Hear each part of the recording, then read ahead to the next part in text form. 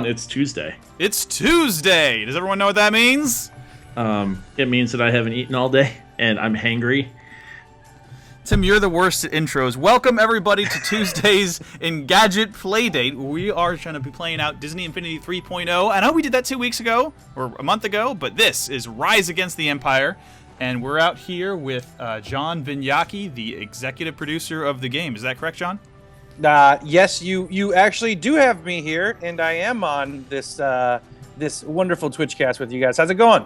Oh, great. But did I guess right? Is it executive producer? What is your title? I don't know. Yeah, the executive producer. Okay, sorry. VP of production. VP Disney Infinity of production. And John's going to... Just, how about regular guy? One jerk on an amazing team of talented developers from Avalanche Software and, of course, Studio Gobo that helped put together this Star Wars Rise Against the Empire playset, which hopefully all your viewers are watching right now. That is, that is the most correct way to do it, because it's there's so many people that worked. This game amazes me with how many studios, honestly, worked on it.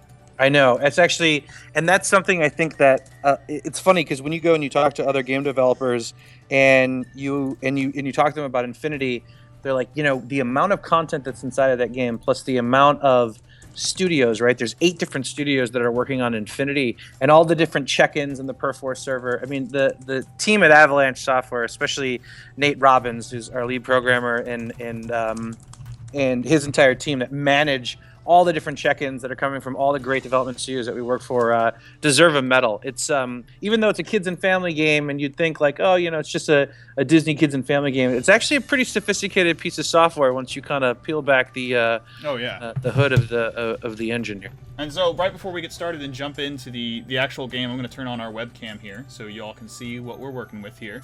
And John's team was kind enough to send over the new playset, which launches today, right? That is correct. Well, it launches today if you didn't already have it ahead of time because of the PS4 bundle.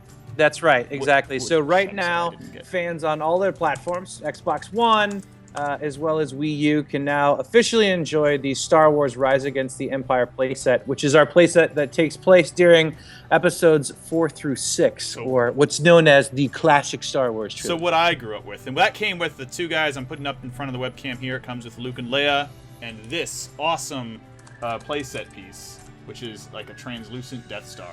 Exactly, isn't that awesome? It is super awesome. It is out of all the Disney Infinity set pieces, it's easily my favorite. It's very clean. It looks excellent.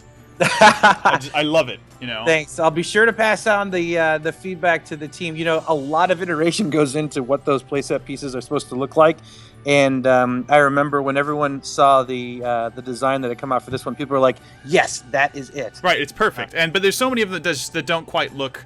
I mean, not any of them are bad. It's just that some of them I don't really want to have at the front of my shelf of Disney Infinity figures as much, just because it's like, well, I'm not really that big into cars, so I don't want the Radiator Springs Racer. This one is kind of like a catch-all, but this one is great. It's like it's anyone, if you don't even know what it is, you instantly recognize it, know what it is. But it's so funny. So our my colleague, who's our head of our VP of art direction, Jeff Bunker, always talks about the playset pieces and really, really grinds his team to come up with great and fun concepts, but he never ever seems happy with exactly how they turned out. So maybe in a future version of Infinity, we might change what these look like. But right now, I think they're pretty cool. They're actually pretty good. They're inspired by. If you guys have ever been to like some of like when you're out of town and you're like visiting out of like Paris or London or wherever, and you see sometimes they have those like super iconic.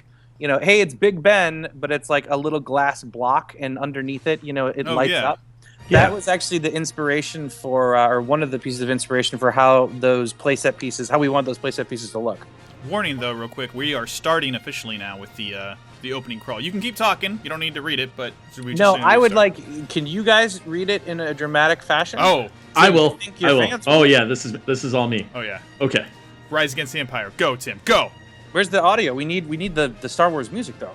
Oh, if it should be piping through to the list to the watchers, but you should have. I think you have it just turned down. Yeah. Okay, go. Rise against the Empire. In their valiant struggle against the evil Galactic Empire, the heroes of the Rebel Alliance have stolen plans to the Empire's ultimate weapon, the Death Star, an armored space station with the power to destroy an entire planet. Intercepted over the desert planet of Tatooine, our heroes battle to protect R2-D2, the droid, from carrying the plans of the sinister agents of the Empire. Dot, dot, dot, dot. Dramatic ellipsis. Dramatic ellipses. Dramatic ellipses. So I think that's probably the shortest Star Wars title crawl ever. But I mean, it has to be, because you don't want to sit there. You're like, otherwise, you're just gonna be mashing the A button. All right, hey, I want to get in and play. Yeah, there's a lot going on. So, John, this is obviously the first time we've used this playset. I didn't have the advanced. I didn't buy the bundle. Is anyone playable except for Luke at the beginning? Is that who I should be putting on the base? You can play with any of the characters initially from the Rise Against the Empire playset. Oh, okay. So that will be Luke, Leia, Han Solo, Chewbacca, and then eventually I think you actually collect what's called the Champion Coin to play as Vader. But then as you progress through the playset, there's Champion Coins to play as any of the other characters from any of the other Star Wars playsets, including the Star Wars Force Awakens playset, which is launching this holiday in conjunction with the film. I was there when they showed off the characters for that for the first Were time. you at D23? I was at D23, and it was awesome. It was really cool. The actors came out, and of course, they gave them to kids who were dressed up as. They signed them, gave them to kids that were dressed up as Leia and some of the other characters. It was awesome. Dude, you want to hear a crazy backstory that happened at D23? Yes. So the day before we did that stage presentation, the PR groups got myself and John Blackburn, who's the SVP and GM of Infinity. He's the big dog of Infinity.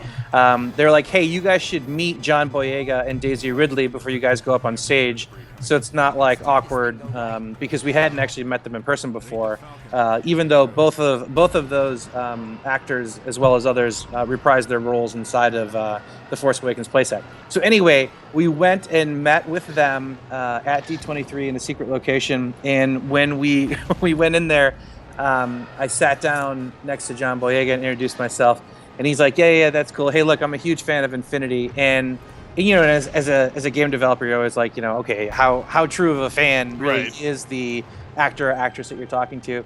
And so I'm like, oh, okay, that's great. He's like, I just have one question. Am I able to transfer my toy boxes from Infinity 2.0 via Disney ID through cloud saves? So it's a real question. Yeah, it's like, this guy's like super deep. So that was kind of fun. And then he threw up some photos on Instagram as well of his Infinity 2.0 collection. So kind of a little bit of a fun anecdotal backstory for your audience that's watching right now. Let's see real quick. Did anyone answer? Okay, so we have someone saying we should start with Luke. So let's start with Luke. Oh, wait, I gotta turn on the webcam so you can see Luke. Let's turn that on. And here's the Luke figure with lightsaber complete. Not the light up figures, those are coming later. Those are coming later. Yep. It was that's a really cool. It's not for me personally because I'm never gonna use it light it up all the time. But that's an awesome premium option, and collectors I think will really love that. Yeah, it was funny. We were talking during development. We kept on saying we're gonna look like dummies if we don't have figures that have lightsabers that light up. And so our team worked very, very closely in conjunction with Imagineering to get these get these what we're calling the light up figures to actually light up and light up in a very bright kind of way. Because if you've seen any of them, they're actually relatively the same size. They're not larger or different poses, and they still inductively charge off of the Infinity base in order to create that glow. Right, which is essential. So, adding batteries to that would have been silly. Yeah, exactly. And so it was a fun collaborative project between Jeff Bunker and his entire art team and the guys at Imagineering. So there's a really cool backstory someone should do an in-depth interview on at some point. So I'm already... Oh, wow, that's cool. I'm surprised because Luke has a gun and a lightsaber, which many of the Twilight of the Republic characters didn't. I'm already very intrigued by this because we didn't talk about this when it was happening, but I noticed the opening storyline is markedly different from the movies. It starts out in the same place, but all the characters already know each other. Exactly. The thing is that when we had spoken with Lucasfilm, we had said, what we want to do is be able to retell all these fun, iconic moments of episodes 4 through 6. But the challenge that we have is that a player can have any of the characters that we're going to be launching in conjunction with this playset. So we have to have a story that makes sense so that anyone can play with these characters at any point. So we work closely with the franchise story team at Lucasfilm to develop a story that is close but slightly altered in order for all these characters to appear at the same time, at the same place, right here on Tatooine as the playset starts off. And I think that's kind of fun because it's I'm going to talk in a minute why that's an improvement over previous Disney Infinity games, but also it's neat because it kind of ties into the original idea of Disney Infinity, which is when you're in the playsets, it's easy to forget that you're playing with toys. Yes, that is so true. Right, and not only are you playing with toys, you're playing with digital versions of animated toys, which is something that a lot of people don't think about, but is integral to the brand in that you're playing Disney Infinity like a kid would make up his imagination.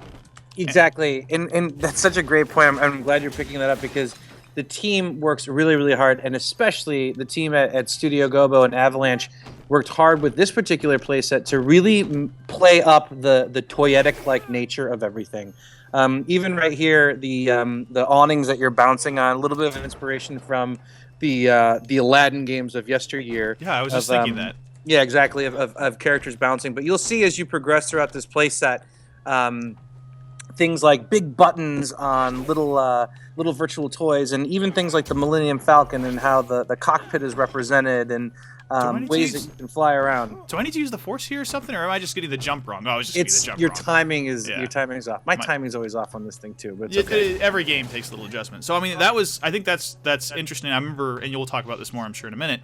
That I was reading an article this morning about how there was this inspiration to go back to the original Kenner toys and make sure that they felt authentic to classic Star Wars toys. Yes, exactly. And one of the greatest representations of that inside of this playset is the battle for Hoth, when we have the AT-ATs come out, and you have to actually break the shielding off of the legs of the toys, and then the side compartments open up, and there's little batteries that are actually attached to it. So it's definitely a very fun thing, and the team at Gobo took it very, very seriously to really play up about how everything inside of here is a toy. Right, and I think I think it's great that you're taking more of that toy approach, so that idea of the child's imagination doesn't care about plot is a little more present in this one. But it's also a better approach because in previous Disney Infinity games, there was this idea that you kind of like... So, I'm thinking specifically of Marvel. You couldn't mix and match any Marvel character with any Marvel playset. And that was a thing that made sense, because why would this character be in this world? But on the other hand, it was like, well, I can't play with my toys the way I want to. So when it was announced that Star Wars, it said it doesn't matter. You can play as Luke Skywalker in Twilight of the Republic if you get the unlock coin. I was like, that's great. You know. Yeah. I mean, the one thing, especially now that LEGO Dimensions is out, we're getting a lot of people saying, you know, geez, I really want all characters to cross over into all different playsets. And I think that the thing that people are forgetting is that there are hardcore Star Wars fans out there, hardcore Marvel fans, hardcore Pirates of the Caribbean fans that are out there that don't want to see Lightning McQueen driving on the Black Pearl. Right? They want their vision of their favorite franchise growing up protected, and that's why it's been so critical for us to make sure that we are true to the original creator's vision of these different properties. So yes, this year we bent the rules a little bit by allowing all the different Star Wars characters across the entire saga to play in each of the playsets, but for the most part, the story and the cutscenes that you see all feature the characters that you grew up with and you know are a part of that canon officially. Because we know that if we end up making the filmmaker or that content creator happy with how we actually implement their brand into Disney Infinity, chances are you're going to make fans like you and me, fans of episodes 4 through 6, happy with the execution from a video game development standpoint. So we hope that we're doing the right thing. But we continue to allow mashup inside of our Toy Box mode, and of course with our Toy Box expansion games, which are about to be released right around the corner, that allow you to take any character, whether that's Disney, Marvel, Pixar, or Star Wars, and play with them in a unique original adventure. Right, and the expansion games have been really exciting to see development. Like, I remember at DC3, one of the things I had to wait in line for the toys, and I had to check out the racing because it was made by Sumo, right? And they did the Sonic racing games, which started out a little weird, but turned out to be really great. You know, I remember before Mario Kart came out, I went and got Sonic and All-Star Racing Transform, and it was fantastic. It's a really good kart racing game. Yeah, I think so too, and it was really exciting for us as a development team because they had actually approached us at GDC several years ago and said, we are such huge fans of Infinity, and just actually wanted to talk to us. Sean Millard, specifically, who's their creative director, had wanted to talk to us about all the experiences he had playing Infinity with his daughter. And over time, you know, kind of his fanboy-like nature for Infinity is actually what led to Disney and Sumo partnering up to bring that kart racer to Infinity 3.0, which is kind of a fun backstory. And that's great because it's this new depth. It adds a whole new depth to the game. I wasn't sure if I wanted Infinity 3.0 at first because I was like, well, it's Star Wars and I'm really excited about that, but I still haven't finished all of the content on 2.0. Maybe I'll wait. And then the kart racer came out. I'm like, oh, this is a whole new level. You know, I just can't resist. Speaking of your balance, though, not to jump around, we've come to our first unlock coin here, which is young Obi-Wan Kenobi. Yes. And so now that we've grabbed that champion coin...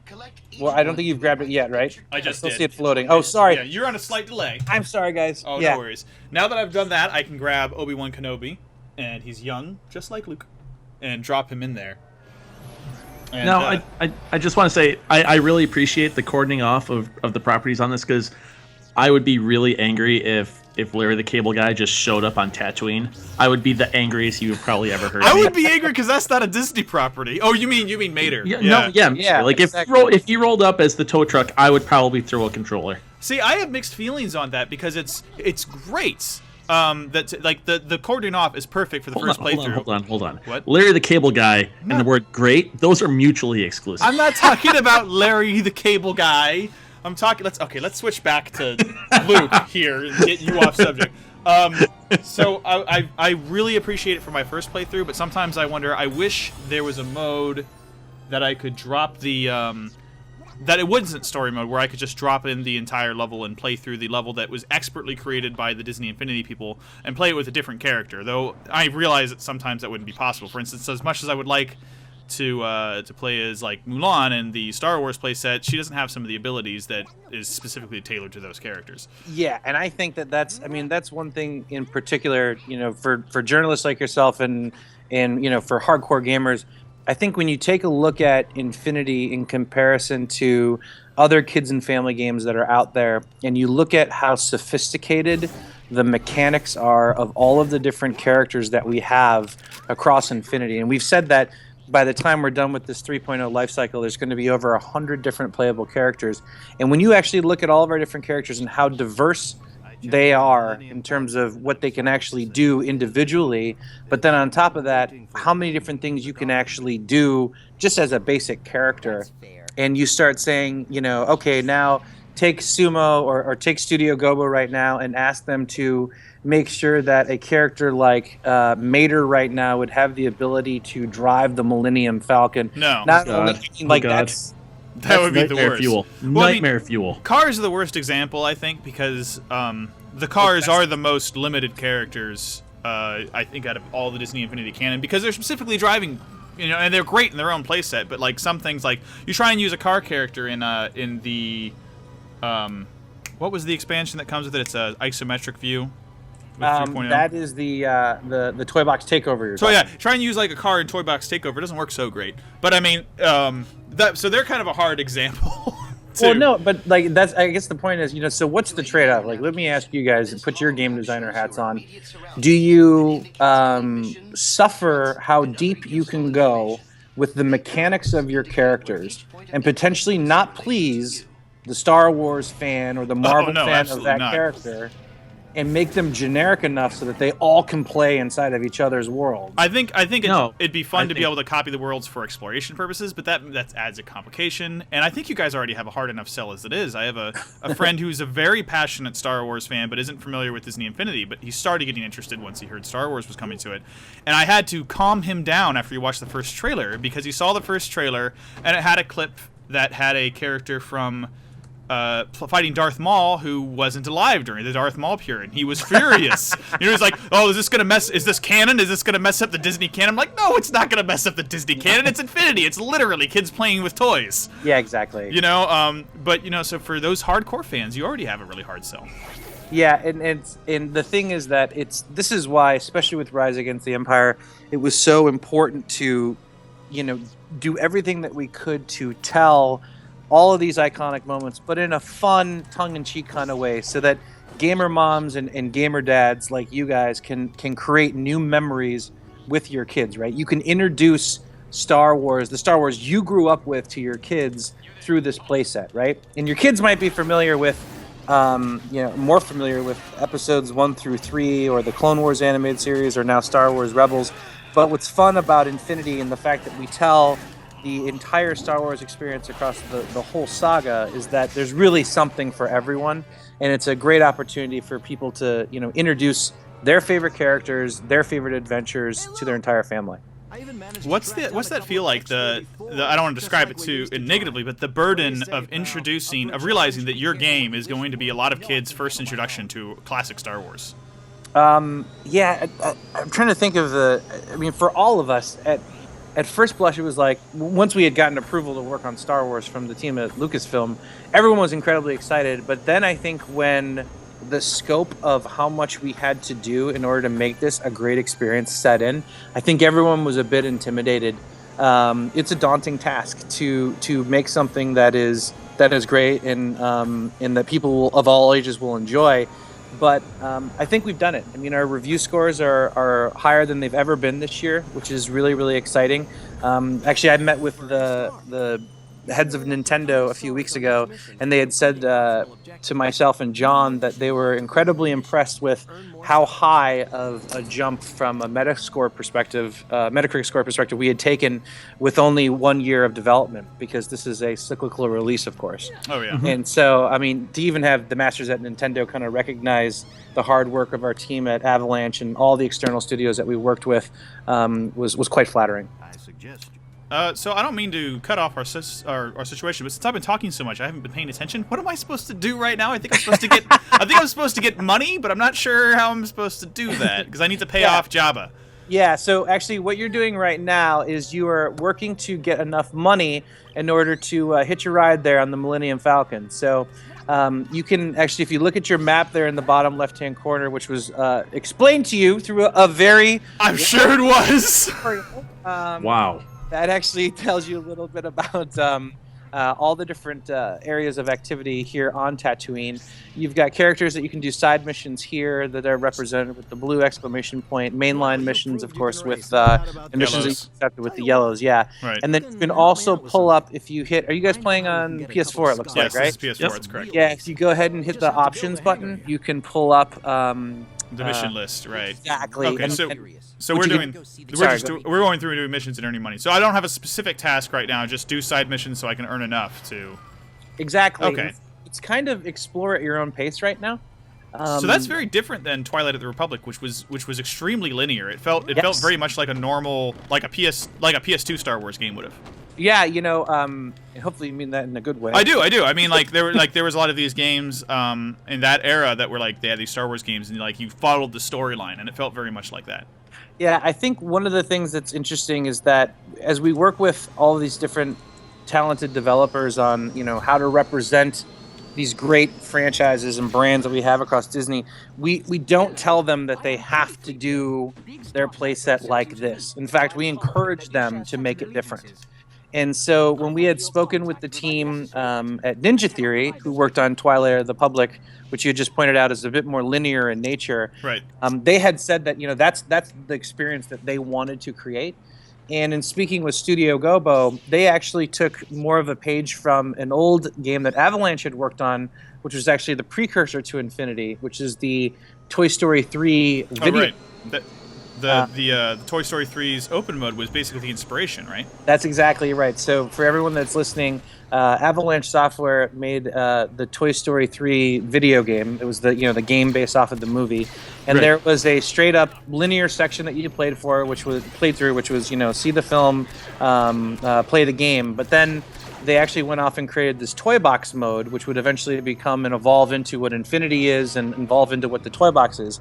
And the team at Studio Gobo, after working on not only Pirates of the Caribbean for Infinity 1, but also Guardians of the Galaxy for Infinity 2, went back and looked at that Toy Story 3 video game and said, you know, we really like how that was put together, and we like the fact that you were kind of put into this toy box mode where you could build and create, and you weren't forced to go through a path. You could explore and really play at your own pace, and they wanted to replicate that again, but of course using all of the newest versions of the tools that we have inside of our engine. And so that's a lot of the inspiration for how they've handled this particular playset. The Force Awakens playset will have a different type of experience. Marvel Battlegrounds, which we have announced, and we'll be talking about more very, very shortly, will also be a completely different genre and completely different experience of game. And same thing with Inside Out, which Inside Out looks great. I haven't played that yet, but it looks like a really fun platformer. Yeah, it's a platformer inspired by Rayman, inspired by Mario, in games like that. And you know, that film, if you've seen it, it's really not about a combat open world. But it is about adventure. You know, I just realized we're doing a thing for Jabba. So do I need an unlock coin for Han Solo, or can I just start with him? You should be able to put him right on. Let's just put him right on. Yeah, let's do Han Solo because we're doing a Jabba mission set. So, yeah, there we go. I want to hear a good Jabba impersonation from both of you. Tim, it's all you. I'm not doing it. What? Oh gosh. Oh. Wait a minute. Wait a minute. Can we get in the Twitch chat? If you guys want to hear Tim and Sean do their Jabbas, look what we got. Can we get a little bit of feedback here? Yes, I'm typing it in right now. You know, I don't know the Jabba Huttese, but like it always sounds like he's saying the names of actresses with names I can't pronounce. So it's like Mila Kunis Solo. I don't know. I heard a Kulo in there. Milo, what is it? Mila Kunis? You know. Mila Kunis. Jackie. She's Jackie. I always do. Mine's always Jabba no Tan Wookiee Solo. Oh, see, that's good. Jabba no Tan Wookiee Solo. What's the one? You give me a line, I could do it, but make it up Huttese. Oh man. Isn't there something about I was about to speak English, but it's something like see? Bantha Poodoo. No, I hate Bantha. Talk about Bantha Poop. I have beef. I didn't see. I don't know what John thinks. I have beef with Bantha Poodoo. Oh, which is in the original movies, if you look carefully at the subtitles, it always means fodder, which is feed. But in the newer movies, it's like a poop joke, and that always makes me sad. I'm like, that's not what that word means. Yeah. Hey, okay, speaking of Huttese, you guys want to hear something funny? Yeah. So, yes. I was at the Delta Sky Lounge a few weeks ago, and I ran into Craig Robinson from Hot Tub Time Machine. Oh god! And this is the end. And so he and I got to talking, and I told him, I make video games and working on Star Wars stuff, and he did some of the most hysterical Yoda impersonations I've ever heard. Oh man, so that's pretty apt because people in Twitch chat were saying they wanted to hear some bad Yoda impersonations. Yeah, exactly. That's what I saw, and I was like, hell yeah. Oh, so I'm gonna do one. Okay, I think. Let's hear it. All right, somebody come up with a line because it's hard to come up with a line and do the voice right off. For Yoda? Yeah. Like if you want to do an original line. Just be something to say, and then I can translate it. But this spring just shot out this this Jawa. It was amazing, or this sand person. Spring just shot out sand person. No, that wasn't an example. I work with what I have, Sean. I do. Shot out sand person. Spring did. Judge me by my size, do you? I'm 6'3", so. All right. No, the coins they're running away from me. There's too much pressure. Judge me by my size. It's very enthusiastic, Yoda. Yeah, very. You're like Yoda as a young man. Oh yeah, I'm young Yoda that's kicking Count Dooku's ass. Can you get run over by the sand crawler? Let's see. No, you cannot. Let's see. What was I just saying? To go back a little bit, I have two comments, John. One, this sandcrawler looks totally like a toy that I would have bought as a kid. Yeah, like if you look up like where the gun is in the second bay. What?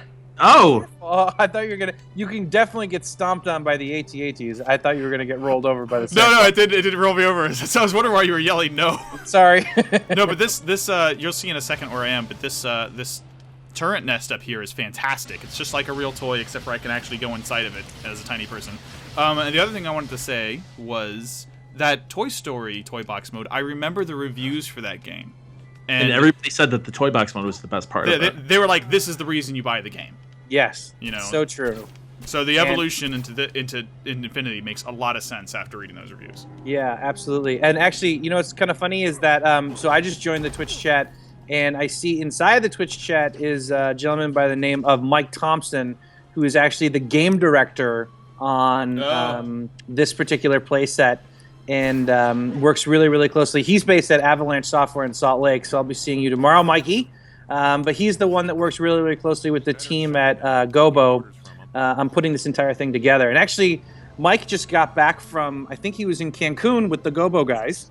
So they all took a trip after finaling the game as part of their comp time, and seemed to have a really good time together. So welcome back, Mikey. Hope you had fun. And everyone harass him in the Twitch chat.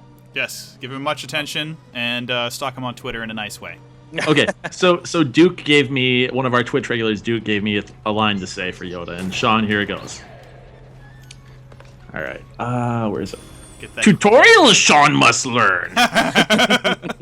Because Sean always has a problem with tutorials. It's almost as bad as just me being just bad at video games, period. Too old to begin the tutorial. That's so good. You had the that. I was a very big Star Wars geek in middle school. I used to do that a lot. I don't think I've done that since middle school. One of the things you guys just did, you're unlocking some of the concept art too. That's a lot of fun, especially if you're a hardcore Infinity fan or a hardcore Star Wars fan. Going through and looking at all the concept art that the team put together as they were working on this playset is a lot of fun and a bit eye-opening in terms of the process that we go through to kind of infinitize anything that's inside of the game. Come back, Sandcrawler. How do I access? Can I access the fan art without, or not the fan art, the course art without going out to the main menu, or is that a? No, you have to go through the main menu. Well, maybe we'll do that before we end today. We'll take a little bit of a look at that. Yeah, totally. But right now we don't want to stop the game just for that. Can I stop the Sandcrawler? It's really hard to follow it around. But you look so good running around as Han Solo with an R2 droid on your hands. And you can load that droid onto the speeder, on the side of the speeder, and drive it around too. That's pretty good. Okay, let me see if I can go up here and stop the Sandcrawler because it's driving me crazy. Wait, it already stopped on its own. Oh, it's doing its rounds. Yeah. And it's kind of like if you played Infinity 1.0, we had that train in the Lone Ranger playset. It's a little bit like that. That's the one playset that I didn't open, that I still have. It's sitting right above me, actually, about 10 feet to my left, completely unopened, because I thought, I want to see the movie first. And then I heard the movie wasn't that great, and I never got around to seeing it, but I heard the playset was really good. Yeah. And so I really wanted, I still haven't gotten around to playing it. A lot of people consider, that Lone Ranger playset one of their favorites across all of Infinity. Yeah, I remember reading a review of it and saying, like, it's a shame the movie wasn't as good as I'd hoped it would be because the playset is a lot of fun, and it's like a brand they kind of wanted to keep seeing. Well, what's actually really cool, sorry to interrupt you, what's actually really cool is from a sales perspective, it still did incredibly well. Oh, yeah. Which speaks again to, ultimately great gameplay always rules the day no matter what the brand or the franchise is. Right. No, that's exactly what I was going to ask. I was going to say, have you run into a problem where, or have you guys kind of developed a plan for, okay, this movie isn't doing well, how do we kind of keep up with the game? The game is great. How do we market that so people aren't going to be turned off by if the movie's bad? Unfortunately, that's a really unique risk to this type of game. What I should say actually is, fortunately, our company happens to make really great movies, so we have not yet run into that problem. But when we do, I'm sure you'll know, and you'll ask me that question again. Right. Okay. Like what I was saying about Lone Ranger, it's all hearsay. I still haven't seen it. But like that's what I heard. People were just disappointed by that. But the playset looked great. And my wife I still want to play it, but it's like one of those things. Every time we get a new playset, with the exception of Star Wars, because she knows I have to stream them for work, my wife says you can't play it till I get home. Aww. So yeah, tell me a little bit about you guys playing Infinity together, because that's something that's really interesting. Is we see a lot of like I was saying earlier, you see gamer moms and gamer dads playing with their kids, but we also I see a lot of couples playing Infinity together as well. So I'm kind of curious to hear a bit about your experience. Well, see, Susie likes it because, especially the earlier games, Disney Infinity. My wife's name is Susie, I should probably say, instead of just naming her.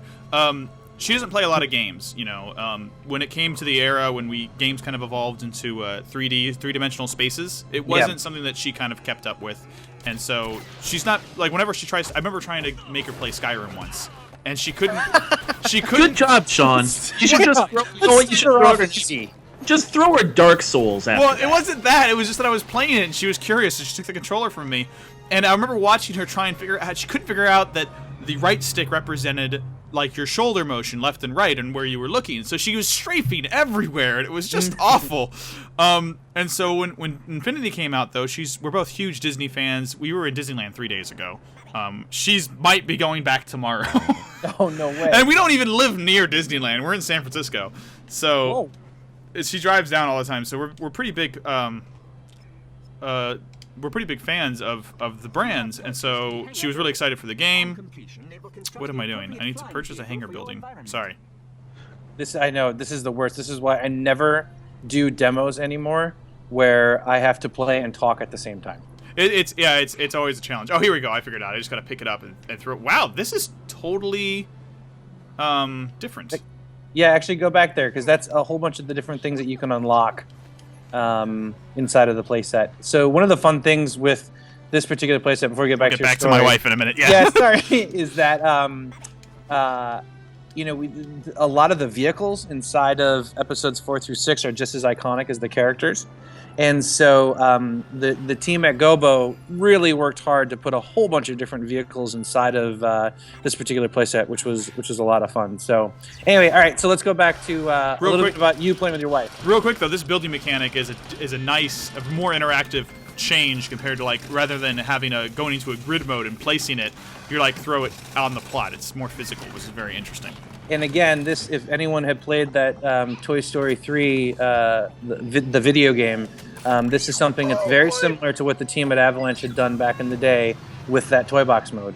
There was the whole thing of, you know, picking out this plot of land, building something, building those structures, just like you see right here. Now, that structure that appeared, you'll notice some of these things, like in terms of how the platforms move, the different buttons that spawn different things, how they move around, how they animate, et cetera, et cetera. And the T-16 just flew out of it. I'm so excited.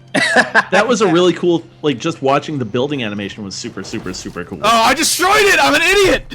Oh, Sean. Sean. It's gone now. Sean. We do have a question in chat, and Gaming Kate asks, will she be able to play 1.0 when Xbox One goes backwards compatible at some point, because she would like to play her older 1.0 playsets?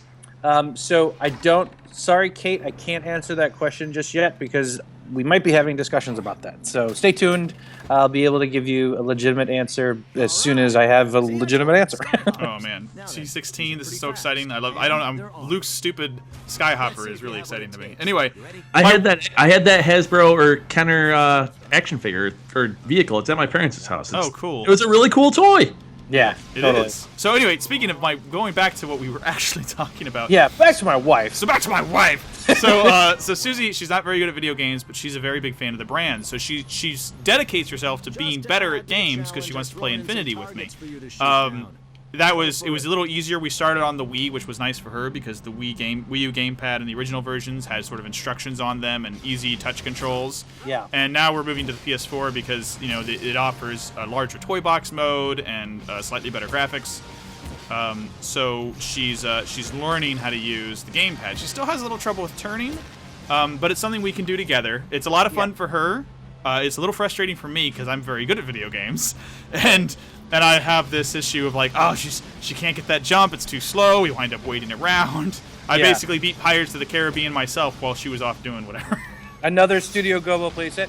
Well, I mean, for what it's worth, patience you must have. Oh yes. but I think to your point, that's part of what makes, and it's part of the advantage that we have as the Disney Infinity platform, right? There's people like your wife that wouldn't necessarily, you know, come to a contemporary console game because of whatever the reason is, but because Disney Infinity is the only place that you can play with Disney, Marvel, Pixar, and now Star Wars in the same game, we're seeing actually that Toys to Life market begin to expand because there are so many people that are coming because of how great the brands are that are only available inside of Infinity, and it's kind of a fun thing that I'm very proud of. It's an honor to be able to work at this company and be able to play around with these brands. I mean, that's part of how Ninja Theory had come on board was, they were like, geez, the chance to work on a Star Wars video game? Oh, yeah, who's going to say no? Especially especially now that since it's a Disney brand, the rights are a lot more focused than they used to be. There used to be the licensing for Star Wars used to be all over the place. You would have it like multiple companies working on it, but not anymore. Now it's much more focused, which is good. It means a higher quality game, but it means I mean, we also had Star Wars Masters of the Terras Kasi, which was a fighting game. I mean, that if we want to talk about the focus now and how the quality has jumped. I wanted to play that and I never did. So it's been a great experience for her because Disney Infinity, especially, it's really evolved with each game. And I actually wrote a piece about how great it is, how much the brand has evolved over the last 3 years.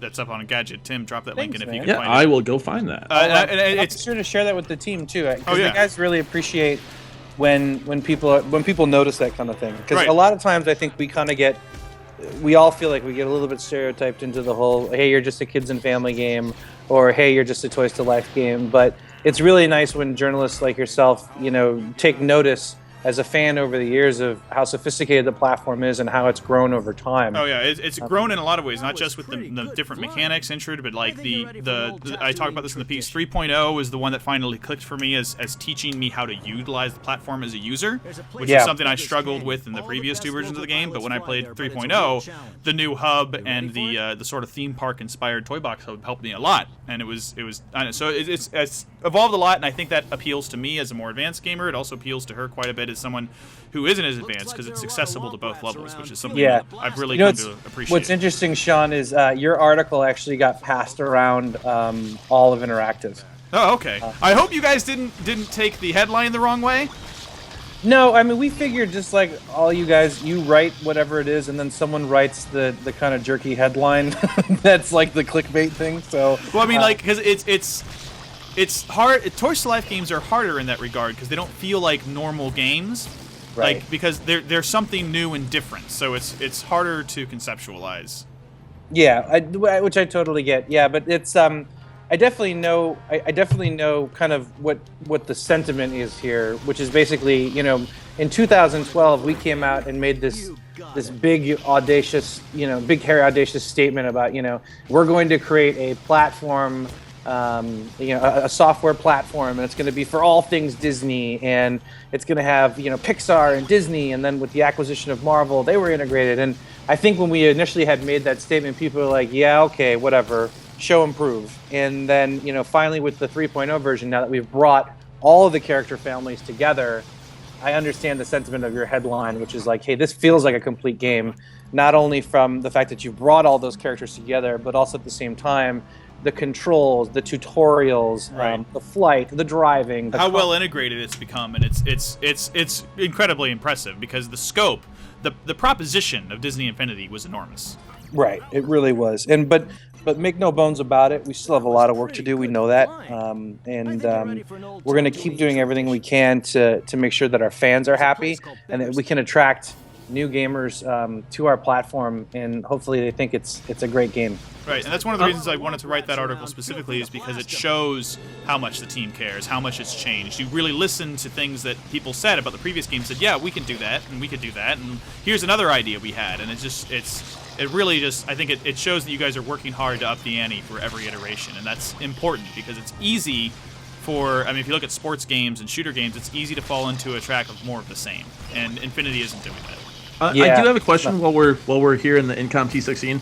Sure. These are Womp Rats, and we are bullseyeing them through Beggar's Canyon, right? Yes, that is exactly what's happening. Okay, I just wanted to make sure that I wasn't imagining things, because I've never seen a Womp Rat, and this is finally coming to life. This is happening, and this makes me really happy. It's funny, I did IGN up at noon with Max Scoville a few weeks ago, and he had played through the Rise Against the Empire playset, and he was like, I can't believe how much like hardcore insider Star Wars humor there is as a core fan, when you actually play through this playset and you start going through all the different side missions and all the different things that all the different mission givers say to you and townspeople that you interact with. So yeah, it's kind of fun. Actually, have you guys seen? Go ahead. Sorry. Speaking of, and I cheated knowing this. If you just looked in the sky, I think you saw Dash Rendar's ship from Shadows of the Empire. Have you guys actually? Did you fly over to the Sarlacc pit yet? Let's go over there. Let's see if I can get out of this. I accidentally pressed replay, so let's exit and go over there. No. You got an awesome. Good job, man. Before we go to, I do want to address a couple of questions. Max, who helped set us up, actually had some. I have to put a new figure on the base because I'm. Oh no, here we go. Okay, well you do that. We do have. I want to bring something up from chat. Gaming Kate says she can't wait to play the set on Friday. All of it is ordered. She is she's 32 and a massive Disney fan and has been to Florida 15 times. Woo! And is in the UK and wishes that she could drive to Disneyland like your wife can, Sean. Oh, well, that's awesome. Gaming Kate is super hardcore. That's awesome. Kate, I'm sure you've considered this because you're a big Disney fan, but you should go to all the different parks. They're all wildly different. The Magic Kingdom is a very different place than Disneyland. And so are the Japanese and Chinese parks. Dude, have you been to Tokyo Disney Sea? I have not been to Sea. The one time I went to Tokyo Disneyland had been 10 years since I'd been to Disneyland as a kid. So I went and was like, yeah, this is about the same. And then I went to Disneyland like a couple years later. I'm like, that wasn't the same at all. Yeah, no. Tokyo Disney Sea is absolutely incredible. And if anyone that's watching right now, like, go look up photos on Instagram of Tokyo Disney Sea if you're a Disney fan or a Parks fan. It's so wildly different than anything else out there. It's incredible. It's really detailed and it's amazing from all the pictures I've seen. So so we're at the Sarlacc pit. What did you want me to do here? There's actually the Boba Fett crossover coins there. Oh, but I don't have the Boba Fett yet. What? We didn't send that to you? No, I don't have that one. Bad PR. But it's because it was part of an exclusive thing. That's okay. It's funny. The Boba Fett coin is in the same place in the Twilight of the Republic set, though. Say that one more time. It's the Sarlacc pit. Yeah. I do have a couple of things Max brought up, though. He said there was an iconic scene you guys wanted to include that you couldn't for some reason. There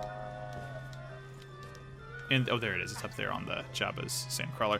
I am unsure what iconic scene that is, Max. Yeah, Max mentioned this is Max Puro, one of the PR guys, when he proposed having you come up on the show. Oh, that Max. Yeah. He said there's an iconic scene. I don't remember. Don't worry about it. Actually, to be honest with you, we got really everything that we had wanted in this playset in terms of the different cinematics and the stories that we had wanted to tell. And, working with the guys at Lucasfilm was a lot of fun to do that. And, challenges aside, like we had talked about earlier about just how do we make it work so all these different characters are there at the same time in these different locations. It was a lot of fun to work with them and to learn from them and also be able to kind of do our own little creative spin on how all these different stories came together with the Disney Infinity version of the classic trilogy. Okay, and somebody earlier was in chat was asking about the two-player mode, and I noticed that Sean, when he went over Jabba's skiff, that there was a mode there was a game mode that was only playable with 2 players. How did you guys separate what would work with 2 players and what wouldn't, and what would be fun for 2 players versus just having 2 people running around all the time in a playset? I'm gonna go back to that now. So yeah, so the strategy there actually is more like, okay, so we know that we've got the mainline story missions, which are fun for 1 player to enjoy. We have to make sure they're also compatible for 2 players to play. So 2 friends can play, or a mom or dad can play with their kids. But then also we wanted to have different challenges spread throughout all the play sets that allow different types of gameplay experiences if you were playing by yourself or if you were playing with friends. Mm-hmm. So like right here, as you're on the ship here above the Sarlacc pit, there's actually a PvP 2-player PvP challenge that you can do.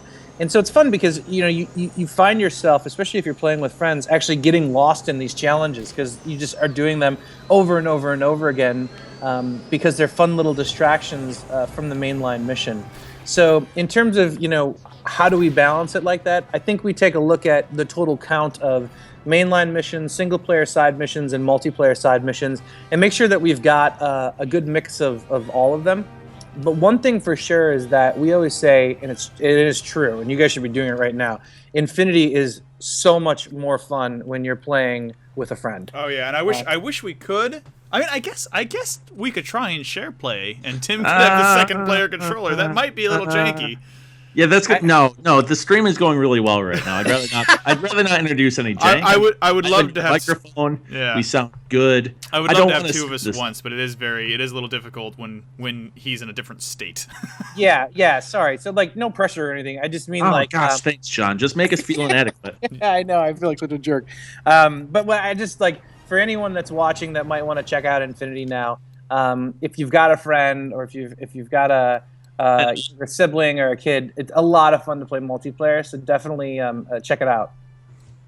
Earn enough credits. How many credits is enough credits? Wasn't the bounty on Han Solo's head like 10,000 credits, something like that? I only have 1,500. A lot of work to do down there. All right. Well, we're gonna while we're discussing that, we're gonna change characters again because we've seen Han Solo for an awful long time. Although I love Han Solo. Also, he has that really cool elbow drop that comes out of nowhere. Oh, yeah, it's like a suplex, right? Yeah, Bam!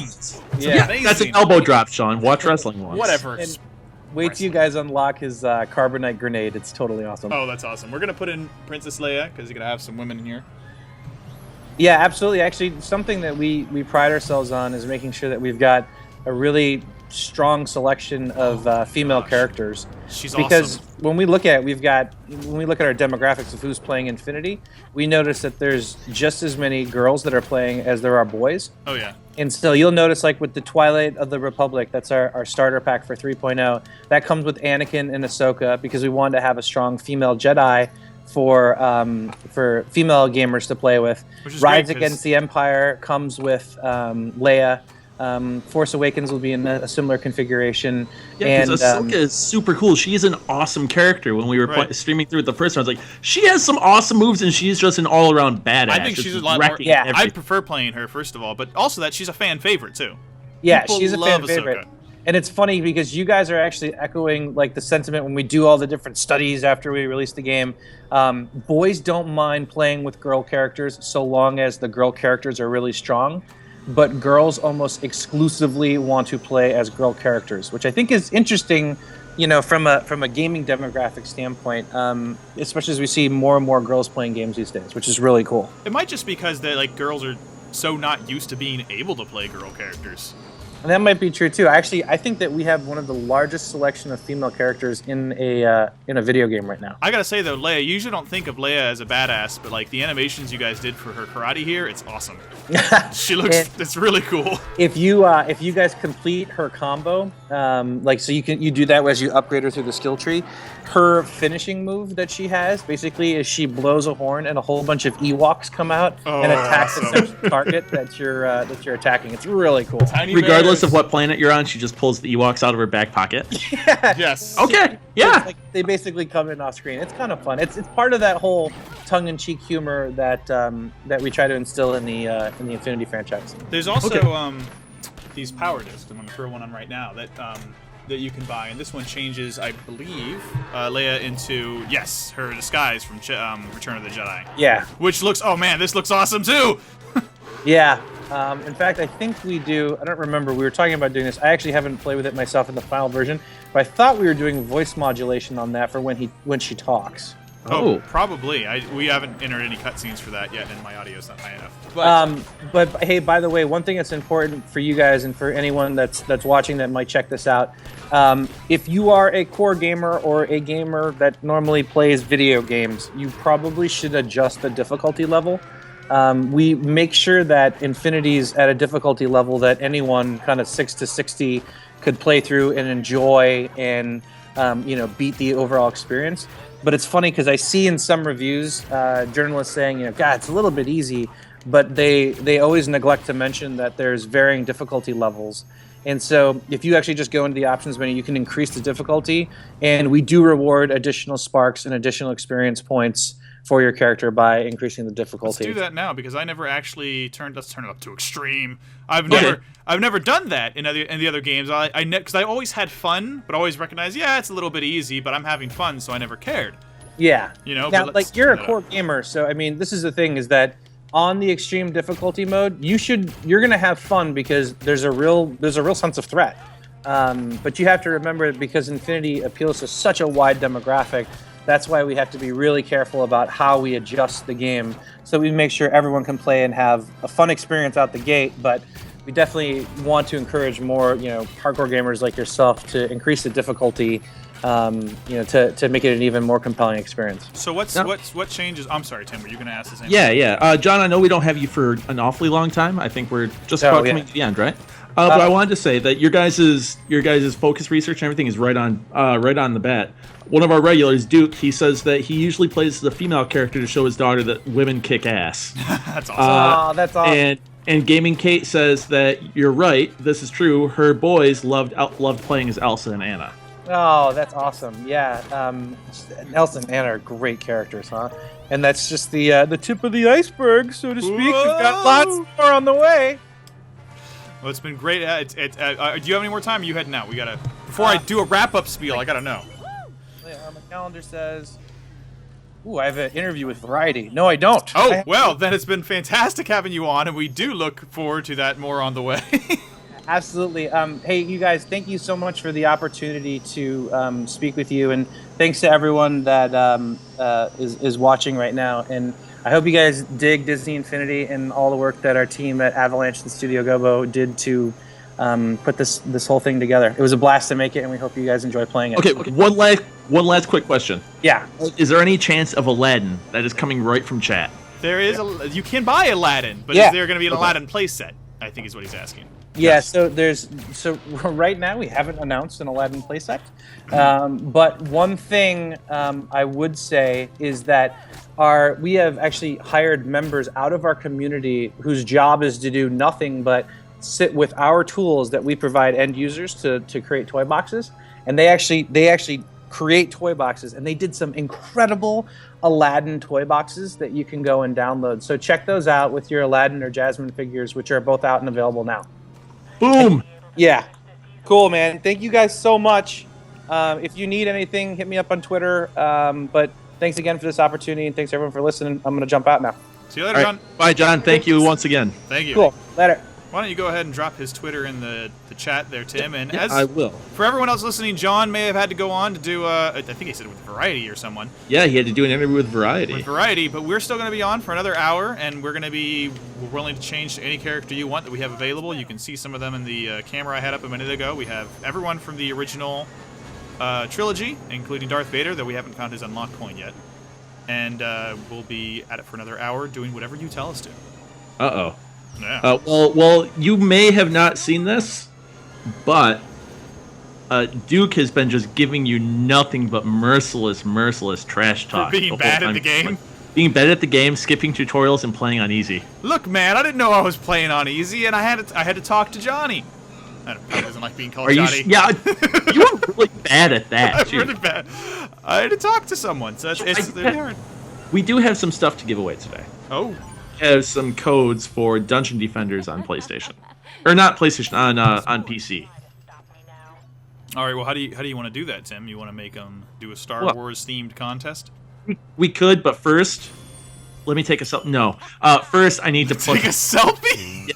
First, I need to plug my computer in, because my computer is going to die. Oh, well, while he's plugging his computer in, I'm going to plug our show. You're watching Playdate, and if you like what you see, you can always click that little heart button in the lower right-hand corner and subscribe, and you can share us on Twitter to talk to your friends. If you do subscribe... Follow. Right. I went to TwitchCon this weekend, and I learned that those two words are not interchangeable. That's right. Subscribe is a different thing that gets rid of, I think, your ads, and you need and premium it's $5 for that. a month. $5 a month. That's not what we're asking for. We're asking for you to give us a follow, and that way you'll know whenever we go live and what we have coming up immediately after we press that button on OBS that takes us live. It's really handy. It comes through to your email if you want it to. If you have the app pops up a notification through to on your my phone. email. I'm a follower of Joystick. Oh, man! So you knew that you were at work today. Yes, yeah, exactly. In case you forgot. Oh, wait. What did we get? What did we get? We just got an unlock coin. Oh, I don't have Darth Maul. Bummer. Okay. I am going to put my headset down and plug my computer in, so give me a few minutes and I will be right back. And by a few minutes, I mean like 45 seconds. So while you're doing that, I'm going to answer some questions here. Gaming Kate says, yeah, but has both Jasmine and Aladdin is great for farming on 3.0. I really wanted those. We tried to buy them, my wife and I, just the other day, and Best Buy messed up and canceled my order and charged me anyways. We're still actually dealing with that mess, so we still don't have Aladdin and Jasmine. Let's see. Tequila Sunrise says, what about individual playsets without characters? They don't sell playsets without characters, so if you buy a playset, you're going to get 2 characters and the playset itself. They do sell characters without playsets, however. And some characters don't have playsets. They just have special game modes that come with them, like a couple of missions, or they're just for fun play in toy box mode. Let's see. Now we got this funny-looking head guy. Before the Falcon is yours, you have to prove that you're a capable pilot. Have you flown a Skyhopper? Yes, I flew Skyhopper like 10 times trying to get the money for you to give me my own ship back. I hate you. Oh, I have flown a Skyhopper. He knows that. Okay, cool. That's great. That was a little weird. Hello. Hello! We have unlocked the Millennium Falcon, which makes me very excited. Well, I mean, that would excite me. The only thing that would excite me more is unlocking Boba Fett's Slave 1. Oh, I think you need an unlock coin for that, but Well, probably. we don't have that, and we don't have Boba Fett. But we do have the Millennium Falcon, or even though we're supposed to use the Millennium Falcon, it looks like we could choose to use an X-Wing here. Look at a stubby little X-Wing. It's so cute. All right. I don't know how to fly this thing. How do we get in the Millennium Falcon, guys? I'm going to bet that it's a lot easier to fly than any of the aircraft in Battlefield. You think so? Have you played, or you mean Battlefront or Battlefield? Battlefield. I haven't played Battlefront. I played Battlefront a little bit. It was pretty good. I didn't play the space version though.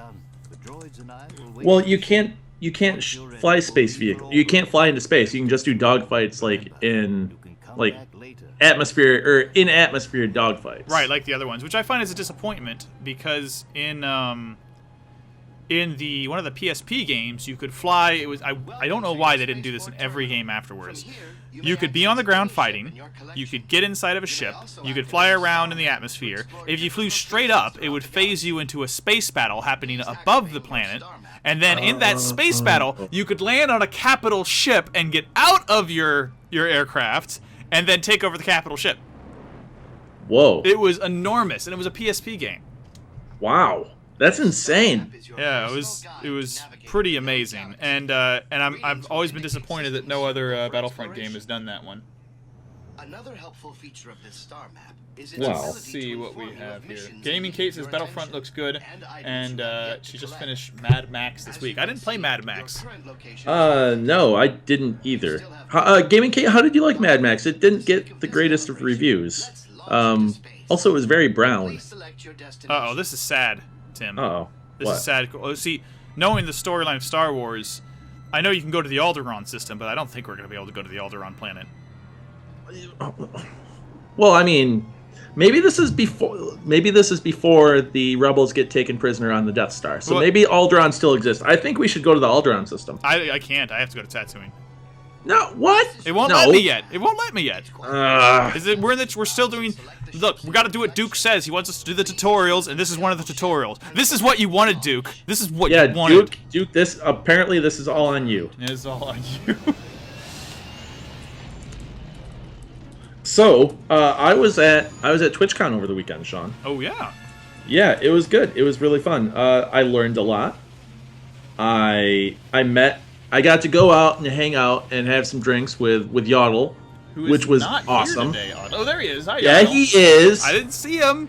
And then after we had drinks, we were gonna go to. All right, so Taco Bell just opened up a cantina in San Francisco. I was It's a Taco wondering Bell about that. cantina. What is that? It is the IGN crew nicest went to Taco it. Bell you will ever go to. It's the same food? What's different about it? It's the same. Okay, so you go in. The manager is standing outside the door, and he walks you to a table. That is so weird. And then, like, you make your order at the counter, and then they bring it out to you. This has got to be a temporary thing, right? No, this is like the Taco Bell cantina. I don't... What? Yeah, it's it like it's a separate thing. It's by the office. Yeah, that's so weird. Yeah, I know. And- It's IGN went the other day, and they had a big party that all went together, and I was like, why are they going to a Taco Bell together? I didn't realize it was fancy. Dude, it's fancy. But also it's expensive. My 3 chalupas with a large Baja Blast was like $14. Wow. That's Yeah. like... So there's a premium. I don't know if that was I don't know if that was San Francisco pricing or if that was just that store's pricing. But it was fantastic. I asked if they had booze yet because I was told by somebody that they would be serving booze and you could get like tequila in your frozen drinks and whatnot. They were the liquor license is pending. They're waiting on it. That is so weird.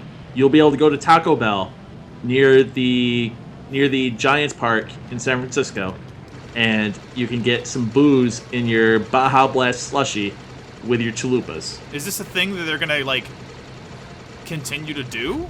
I don't know, but it's amazing. Like, also, their bathroom doors have locks on them. I mean, I think that might be to prevent. No, that's like a San Francisco thing. But no, they have like keypad locks, and you have to ask for the code. Right, and whatnot. that locking bathrooms is pretty standard for big cities like San Francisco. Yeah, Yaddle says it was the first time he'd had Taco Bell in over 5 years. Oh. Yaddle, was it worth it? I think it was worth it. I like Taco Bell. Also, Yaddle and I talked all about wrestling, something that I haven't talked about in ages. Looking down on both of you a little bit now. It was a lot of fun, dude. You should feel sad that you didn't go hang. No, not you. I just blew up this Star Destroyer and it's back. I blew it up 5 seconds ago. Oh, Duke says that Target stores are getting liquor licenses too. That's a strange turn of events. Wait, like to sell them in, like the food court? to sell liquor probably. Like, well, they can already sell liquor. Well, they don't. Not hardly. That's no, they can sell beer and wine. Yeah, they sell beer and wine. You're right. That's still weird. Okay, this training is taking forever. This is your fault, Duke. Oh, now you're blaming Duke on all of this. I am. All right, these are. Oh my God! Wow, I'm looking at this email, and we have a lot of them. These are the Mario Maker codes. Access Steam codes for Dungeon Defenders 2. Oh golly, I thought you were talking about Mario Maker. Yes. So how are we gonna do that? Do we want to? Well, we have a bunch of them. I mean, we can split them up throughout the week, or I can just drop 5 of them in chat right now, just at random. I don't know. Chat. This is up to you guys. How do you want? Like, how would you guys want to win some Dungeon Defenders 2 codes on Steam for the PC? Anything you guys want. You make up the contest and you participate in the contest. That's how we are. Open source. Oh my God. Yaddle says that he was craving Taco Bell for a few days afterward. Dude, that's what Taco Bell's like, man. It's like crack poison. Oh man. What am I supposed to be doing here? Let's look at the mission log. Mission log. Leaving Tatooine. Master advanced flying skills. Okay, so I can't leave until I master advanced flying. Why are you bad at flying, Sean? I'm great at flying. It's just the game I haven't demonstrated everything to the game. There we go. See, I just mastered it. I just did just now. I am a master fighter who's going to defeat some TIE fighters now. So I have this new microphone, and it's really nice. If you guys can't tell, I don't sound like I'm calling on a cell phone anymore, and I'm happy. It's nice. It's the same microphone I've been using the whole time, Tim. Well, that's good for you. It is good for me. It's also good for you. I'm glad we can both sound fabulous, so you can hear our wonderful, illustrious voices now. So, now that I didn't want to talk bad about another game while its competition was on board, but I want to talk to you about Skylanders, Tim. Okay, hold on. Yaddle's talking about Taco Bell again. Oh gosh, Says, Yaddle. what really sucks is there's a Taco Bell only a few blocks away. What do you mean? That's great. No, it means that he is opened a can of worms and he's going to be eating a lot of Taco Bell now, from the sounds of it. Uh-oh. I'm stuck in another tutorial. I don't know how to get out. Follow the instructions, Sean. I can't. It won't let me do anything. Oh wait, here we go. We can go to Alderaan, I think. There, yes, Alderaan. Well, it still exists, but with how long it's taking you to get there, it might not be there once we get there. It's not actually. No, it's maybe I can't go there. Wait, hold on. Oh, so is this linear progression? Because I saw Hoth on there, and I know Hoth is part of the. Yeah, later I'll be able to go. I bet there's a point where you unlock all the games and all the areas, and you can just go at will. And there is someone calling me, and I am going to put them away. I don't know. In your pocket? Are you going to put them in your pocket? Put them in my pocket. How do I get out of this menu? Guys, I'm stuck in a menu. Don't make fun of me, Duke. Oh, here we go. Alderaan. We're going to Alderaan. Bam. Okay. So Duke says have the giveaway be questions about Mario or whatever the stream is about. So okay. Well, they're not Mario Maker code. They're Dungeons and Defenders code. Yeah, they're Dungeons I was saying the wrong thing. About what the stream about. Well, do we have trivia? And how do we do trivia? Because you guys can just cheat. You have Google. Yeah, you guys can Google it. That's why I always go for like, oh, hey, do something fun. Tell us something. Like, come up with a funny joke, like a funny story related to Star Wars and 140 characters, something like that. So how about this? You guys need to, if you guys want codes for Dungeon Defenders on PC, you guys need to improv a scene from Star Wars episodes 4 through 6. So you guys know, I'm going to imagine you guys have a decent handle on the characters and everything like that. So you have 140 characters. No, I'm saying you have 280 characters. So that's two tweet lines. Hold on. I got it. Yep. I got it. What, Sean? Stop interrupting me. I'm interrupting you. No. What do you mean by improv a scene? You got to be more specific than that. If you wouldn't interrupt me, I could tell the rest of the rules. Go on. Okay.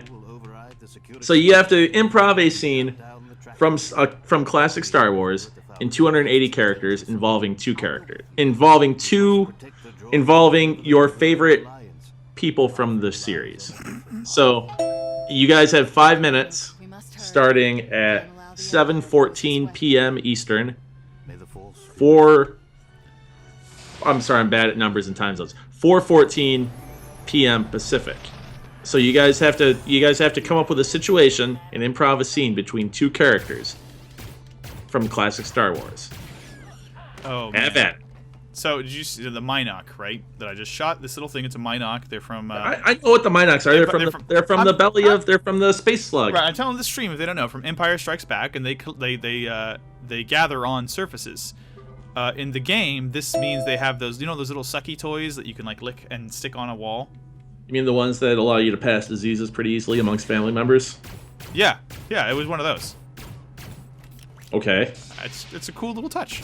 Oh, okay. Design, Okay. Skylanders. Skylanders. So anyway, I want to talk to you about Skylanders because have you noticed how it's never once yet in this game stopped me to say you can play this level if you buy this toy? Yeah, that was a question I wanted to ask, but we ran out of time. Yeah, John was an awesome guest. Yeah, John is so much fun to talk to. I wish he was here for. Great. I wish he was still here. Yeah, definitely. But yeah, that was one thing. We were talking on Twitter the other day that somebody had mentioned it was impossible to 100% a Toys to Life game without owning all of the stuff, which is a problem. But at least Disney Infinity has not.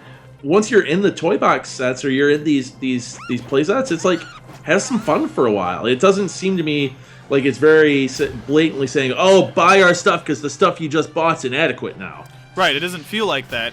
But I mean, like that's a difficult thing. So you can't, of course, you can't 100% a game because by definition, 100%ing a Toys to Life game would mean owning all the toys. Right.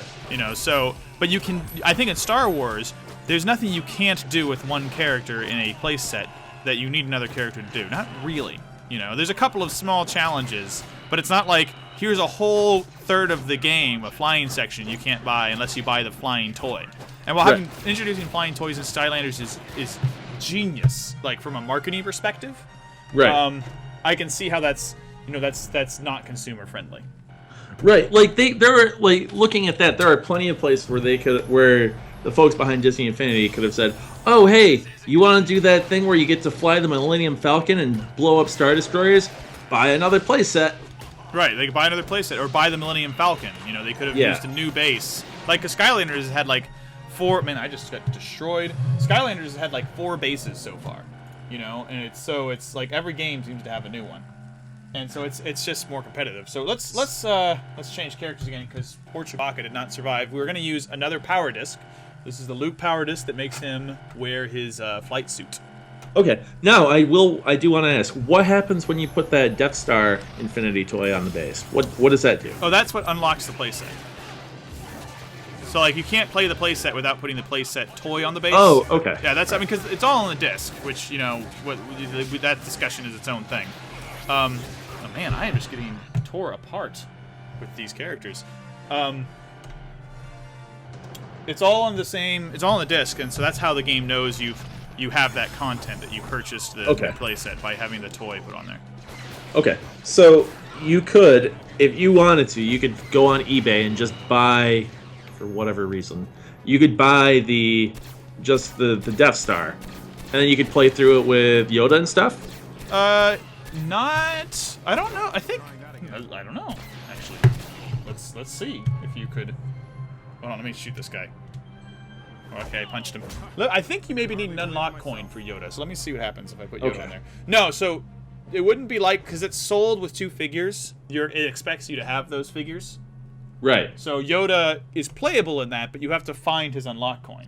Okay. All right. So you can play, like, within the same universes, you can play with anything. Right. So long as you find the unlock coin for the other character. So it gives you an incentive to actually play through. Be like, oh yeah, this is cool. You can play through this, and if you want to get some replay value, look for the unlock coin, and then you can bring your old characters back in. Right, but anyone who belongs to that playset should, like, Han Solo is sold separately from this playset, but he works right away. I don't need an unlock coin. I think Darth Vader is the only exception that needs an unlock coin. Yeah, he's the only one that needs an unlock coin. But everyone else, if you bought the playset and it comes with Luke and Leia, but you bought Chewbacca and Han, you could also play them. So in theory, if you bought a used Han and you bought a used Death Star, you could play through the playset with just Han Solo. Okay. It'll allow you to do that. Gotcha. So it's slightly different, and I think that's very consumer friendly compared to, like, I mean, I guess I don't want to say Skylanders is completely consumer unfriendly, but once you mentioned it, I couldn't stop thinking about it. Like, yeah, it is rubbing it in my face that I need to buy these new toys. You know, and Disney isn't doing that for whatever reason. So Gaming Kate is probably one of my favorite people in chat today. And she says that, not sure about improving, but cool fact, my son who was 5 months was born on May the 4th, and we gave him the middle name Harrison after Harrison Ford. Kate, that is super cool. You are preparing your son for a life of awesomeness. You are doing parenting right. And what's nice is it's a fun nod, but it's in no way over the top or weird. He's not going to get teased for it at all. He's not going to feel. It's a nice name to begin with. Oh yeah. Okay, so when I was in middle school, I went to a Catholic school, so we were integrated within, like, K through 8 was in one building. So there were kids. There was one kid his last name was Hendricks. It was spelled not like Jimi Hendrix with an X, but Hendricks, and his name was James, and he wanted people only to call him James. He didn't want to be known as Jimmy. And I think he was like in 4th or 5th grade, so he hadn't fully grasped it yet. Right. He was just tired of hearing probably people saying all this stuff and he didn't understand. He's like, stop it. That's understandable. And then there was also a kid whose name was Obi, but he fully embraced it. He's like, yeah, call me Obi-Wan. Yeah, it really depends also on who they grow up with, or like how they grow up and what they think of it, you know. Like, if his name wasn't spelled that way, people are making fun of him. He doesn't, necessarily identify with that. If a kid grows up kind of like in a nerdy household, he probably loves it. Yeah. You know? What is happening here? I think I'm having some connection issues with my Obi-Wan. Uh-oh. There we go. Maybe that'll help. Let's turn the webcam off. So, I mean, yeah, that's the thing. So, Kate, it's great to have you in chat. It sounds like you came in to our stream for the first time just now for Star Wars and Disney specifically. We'd love to have you back in the future. You're a lot of fun. Yeah. And we love people that are interactive in chat like you. Yeah. We next week is when we're doing. Is it next week or is it the week after? It's the 13th is when we're doing the Mario Maker contest. Mario Maker is the 13th. This next week we have I think here you need to play. I can look at the schedule, which lives on engadget.com/gaming. /gaming. Oh, so this is so wrong. I mean, I know that Obi-Wan is on the Death Star, but he usually doesn't have red hair. Well, I don't know what to tell you there. I kind of wish there was maybe there is. I wish there was a character coin that would make young Obi-Wan old Obi-Wan. I would totally love that. Do you know what we have? So Thursday we have Tony Hawk Pro Skater 5 with developers if they don't pull out on us based on how that game is getting torn apart, because apparently it's very glitchy. I don't know. I haven't gotten a copy yet. I don't know when my copy of that game is going to show up, which is also troubling. And then next Friday we have Uncharted: The Nathan Drake Collection.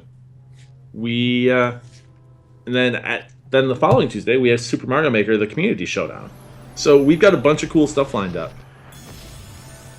Man, extreme difficulty really is extreme. He was not kidding. How extreme is extreme, Sean? Dude, my character was getting torn apart. I had to use a checkpoint. I never have to use checkpoints in this game. Also, we're going to have the PlayStation Indies and the Xbox One Indies coming up, too. Right. So that's a whole thing, yeah. And did you say Friday? We might be having an extra stream on Friday. We're still looking into that. That's a very good possibility. It's a very good possibility we'll be playing a really cool semi-indie game on Friday. Yes. Comes out this week, so pay attention. Pay attention. That'll give you incentive to follow us, and then you can find out when we play it and what we play and what this mystery's all about. What a good segue. Seug, how do you pronounce that? Is it segue? Yeah, I think so. I always pronounce it that way, but then I think of that stupid rolly thing. Yeah, that's a problem. So this is reaching deep back into my memory vaults. One of probably my first E3, I think it was. I was looking at Twitter in the hotel room, and this was 2009. And I remember looking through Twitter and seeing Ben Kuchera, who's now with Polygon. He was with Ars Technica at the time, and he tweeted, if you're riding around the E3 show floor, if you're tooling around the E3 show floor on a Segway, that says a lot about you. Or something. I'm not doing it justice at all, but it was really good. And I'm bad, and I'm just terrible. Also, I'm very hungry, and I'm not. You should be going to Taco Bell. I think I'm going to go to Taco Bell because it's close by my apartment. This is not a Taco Bell sponsored stream. If it was, we would be talking about the PS4 you could win by buying Taco Bell. Oh, Sean. Yeah, I'm a terrible person. I've tried to get my friend. He really wants a PS4 because he decided that he made a mistake when he bought an Xbox One because all his friends bought a PS4. And I was like, you go to Taco Bell, and he's like, but then I have to eat Taco Bell. Plus, it's ugly. And I'm like, dude, Taco Bell's good. You don't have to eat Taco Bell. You can just buy it and then donate it. Like, buy it, take the code, and then give it to somebody sitting outside. Boom, done. Oh, maybe. Oh man. Oh gosh, Tim, the rebels are gonna lose with me at the helm. Just getting destroyed. So what's going on chat, Tim? Well, we have Gaming Kate says she loves Uncharted, so we're gonna be playing the Uncharted Remastered Edition. Gaming Kid, I like you. We do have we're having some spam in chat today, which is strange. Knock those spammers out. Oh yeah, I'm Gaming Kate, we should go to Disney World together. I've already decided that I like this idea. Okay. But yeah, Undefeatable, it's you can order Taco Bell online now if you go to ta.co. Why has this become a taco stream? I blame Yaddle. Also, we have somebody brand new, Undefeatable. Thank you for joining in. Nice to see you here. I hope you're enjoying what you're seeing. In chat, chat's being kind of quiet. Nobody has done anything to win Dungeon Defenders codes. All right, let's retool it. So, Dungeons and Defenders still got to make up a scenario for your Star Wars characters, but Star Wars, the original series, if it was a Friends episode. Okay, there we go. Oh man, that's really good. Star Wars, if it was a Friends episode. Put that in chat. Type it in. Okay. For those people that are muted for some reason. And you could win a code for a game, and if you don't want the game, well, then you could give it away on Twitter and be a nice person. Wasn't there a thing on Twitter the other day with that? People were making up new Friends episodes? It was a trending hashtag. Oh no! I'm sorry, Leia. I don't know. I just killed Princess Leia. Duke says I suggested Taco Bell, and I'm going to deny this. I'm going to deny this to my grave. Duke, I would go to Taco Bell with you. No, I'm sorry. Yaddle said that. Or Yaddle, whatever. They're the same person to me. I'm sorry, guys. Whoa! I haven't met either of them yet, so they're just our two most active chatters, and I like them both quite a lot, and I need to meet them so I can match faces. Like, you know Yaddle on a deep personal level now. Sort of. You ate Taco Bell with the man. That's a shared experience. Yes, it was a very good experience. It was the best Taco Bell I've ever had. See, look at this Minoc. He's got a little sucker on his face, so you could, like a toy. One of those vacuum suckers. It's cool. I do like how the platforming works in this. It's really improved. I mean, obviously, John had to be careful with his phrasing a little bit. but it's I'm dropping toys. It's improved so much over the previous games to the extent that that like I said in that piece that we wrote, it feels like a real game, and that like there's so much confidence. There's so much more confident in what they've done, and it's been tweaked to perfection. It actually feels really, really good. Yeah. I mean, I really like the art style on this too. This is just so totally different. I mean, art style, but I like the art direction on this level in particular. It looks so totally different from Tatooine, which you would hope it would. Oh yeah. But it still is very much Infinity. Like, they've got that unified art style down pat. Right. Infinity has done a great job with visual style, especially and finding a middle ground style that matches all the properties, but doesn't feel like they don't belong together. Like, and that's really hard when you're mixing live action stuff from decades ago to animation from all eras. Right. You know, it's really strangely impressive that they've managed it. And this Stormtrooper is just this difficulty level, man. I would kill everything in one hit. Anyway, this does look very much like the Death Star. It doesn't look as toy-like as some of the stuff on Tatooine, which is okay. Right. But it's a different thing. Let's see. The taco is strong in this food chain. Oh, said that in the Yoda voice. Oh, the taco? Oh god, that sounds bad. Taco? Oh, I keep screwing this up already. Strong the taco is in this food chain. You are way better at that than I ever would have imagined. Man, it's just the voice. Yoda. You have a lot of practice. Also, Yoda speaks in Japanese in English, if that makes sense. Like, his grammar is like... is very familiar to like. It seems like Japanese grammar to me. When I look at a Japanese translation, I'm like, that's Yoda speak. He puts his words and his subjects in a place that the Japanese would, you know. So that's maybe that's racist if it is. I'm sorry, but that's maybe it's probably less racist and more indicative of how little I know about Japanese. Before they can call for reinforcement. I gotta get this. Oh man, this is getting really hard, Tim. Oh, Castles999 asks, would a Friends episode in Star Wars begin with them in the Millennium Falcon? Yes. The Millennium Falcon is, the cockpit of the Millennium Falcon is basically the central perk of the Star Wars universe. Oh, that's great. That's great. Syntax. Joseph is correcting me. Not the grammar. That's what those beeps are. He says syntax. It's syntax is how Yoda talks. He's got Japanese syntax, not grammar. Oh, man, I don't know the technical terms. I just know that it's Japanese. You're a writer. You should know what syntax is. Look, I am a self-trained writer. Oh, Sean. I didn't go to no school. Well, actually, I am a college graduate. Obviously not, because you're saying I didn't go to no school. I didn't go to no. That's true. It's a double negative. I did go to a school. Oh my god. Double negative. See, you know the nice thing about this new mic is it picks up my size even better. Your size? My size of just disappointment in you and life, and mostly you, Sean. Someone should get us a supercut of all your size every episode. Yeah, well, except now I think they should start. It's the voice quality is much better. There we go. You're just killing Imperial officers with reckless abandon. No, they're killing me with reckless abandon. I might have to turn the difficulty level down. I don't know if I could do this, man. Everyone's like level 1, and I'm fighting on extreme difficulty. Well, it's not our fault you're bad at games. I am good at games, all right? I am. You are getting demolished.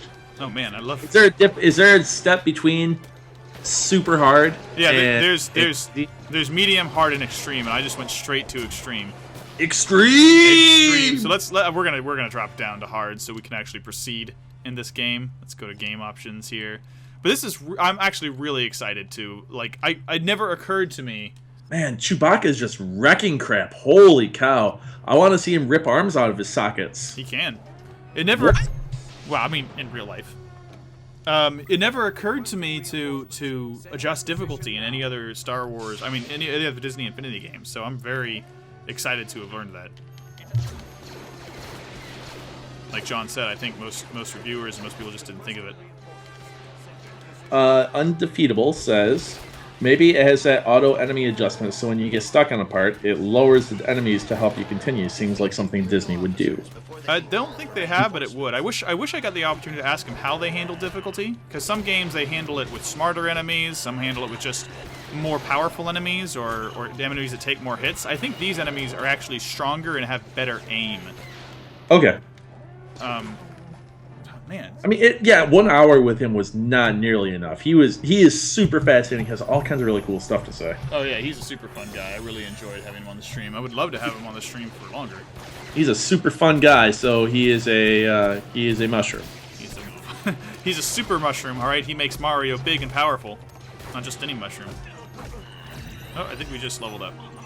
Yay! Now you can stop complaining about being terrible. No. No, that'll never happen. Never. A level can't compensate for bad skill levels. That sounds redundant and weird. Okay.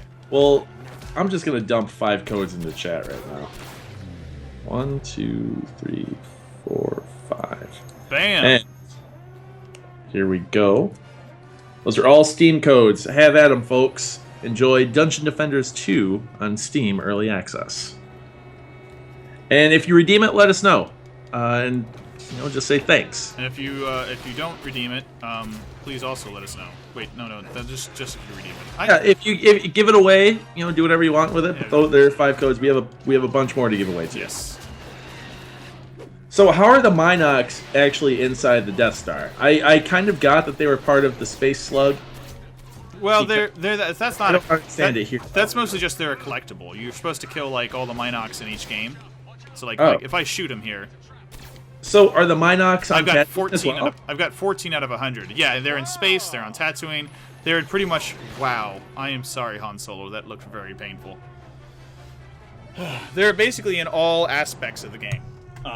Anywhere you find the game, you can find a Minoc. Okay. Castles999 got the first code. You're welcome, Castles, and thank you for tuning in. It's kind of our little way of saying thank you. Tell us how you like the game. We have lots of time for emails. Yeah. Oh, that's right.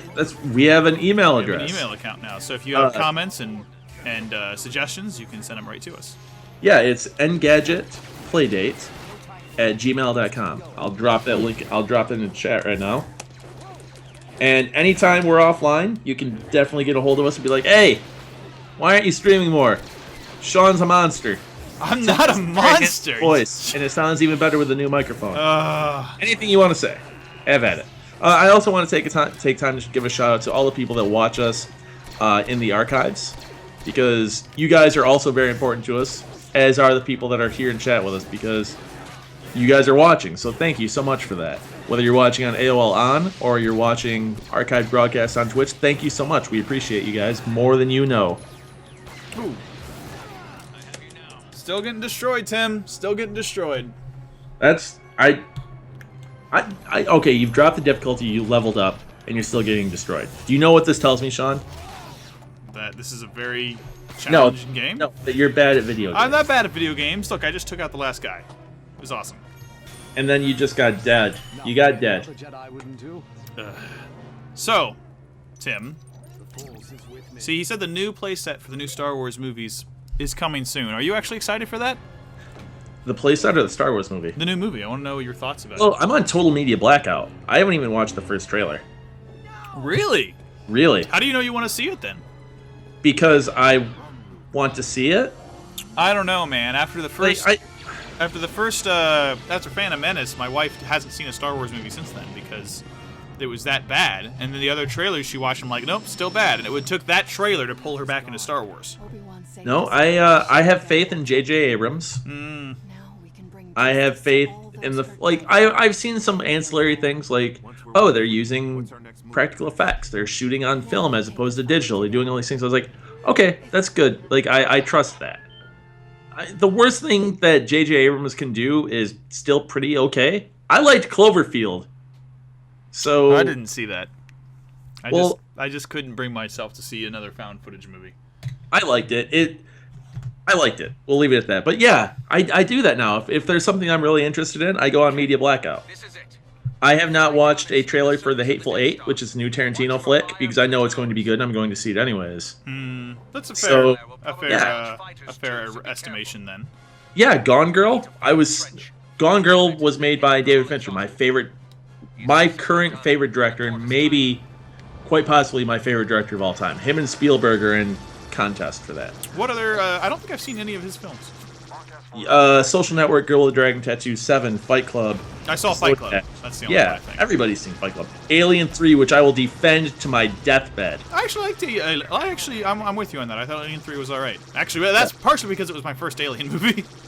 Yeah, I liked Alien 3. So, anyways, no, he's my favorite director, and I read the book, Gone Girl, before I saw the movie, like the week before. Oh, good. And I stayed entirely out of watching all the trailers and everything. I watched a couple of interviews here and there, but I didn't watch any trailers because it gives too much away. And I remember when I went and saw Black Swan, and before I saw Black Swan, I watched an interview with Darren Aronofsky. It was like a panel.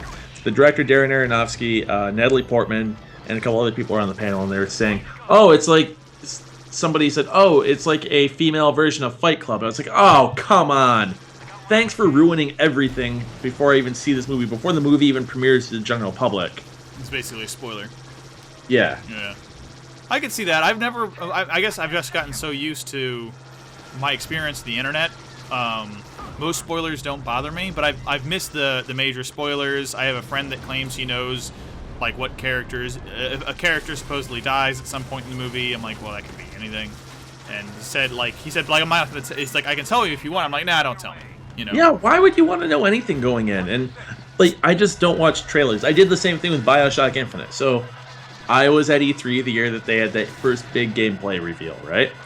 And that had me amped. I was like, oh, gosh, all right, yeah, I'm on board. And after that, I went on total media blackout. And that was 2 years after that until that game finally came out. And it was really difficult. Oh, yeah, it's really, especially in the gaming press, it's really hard to avoid that.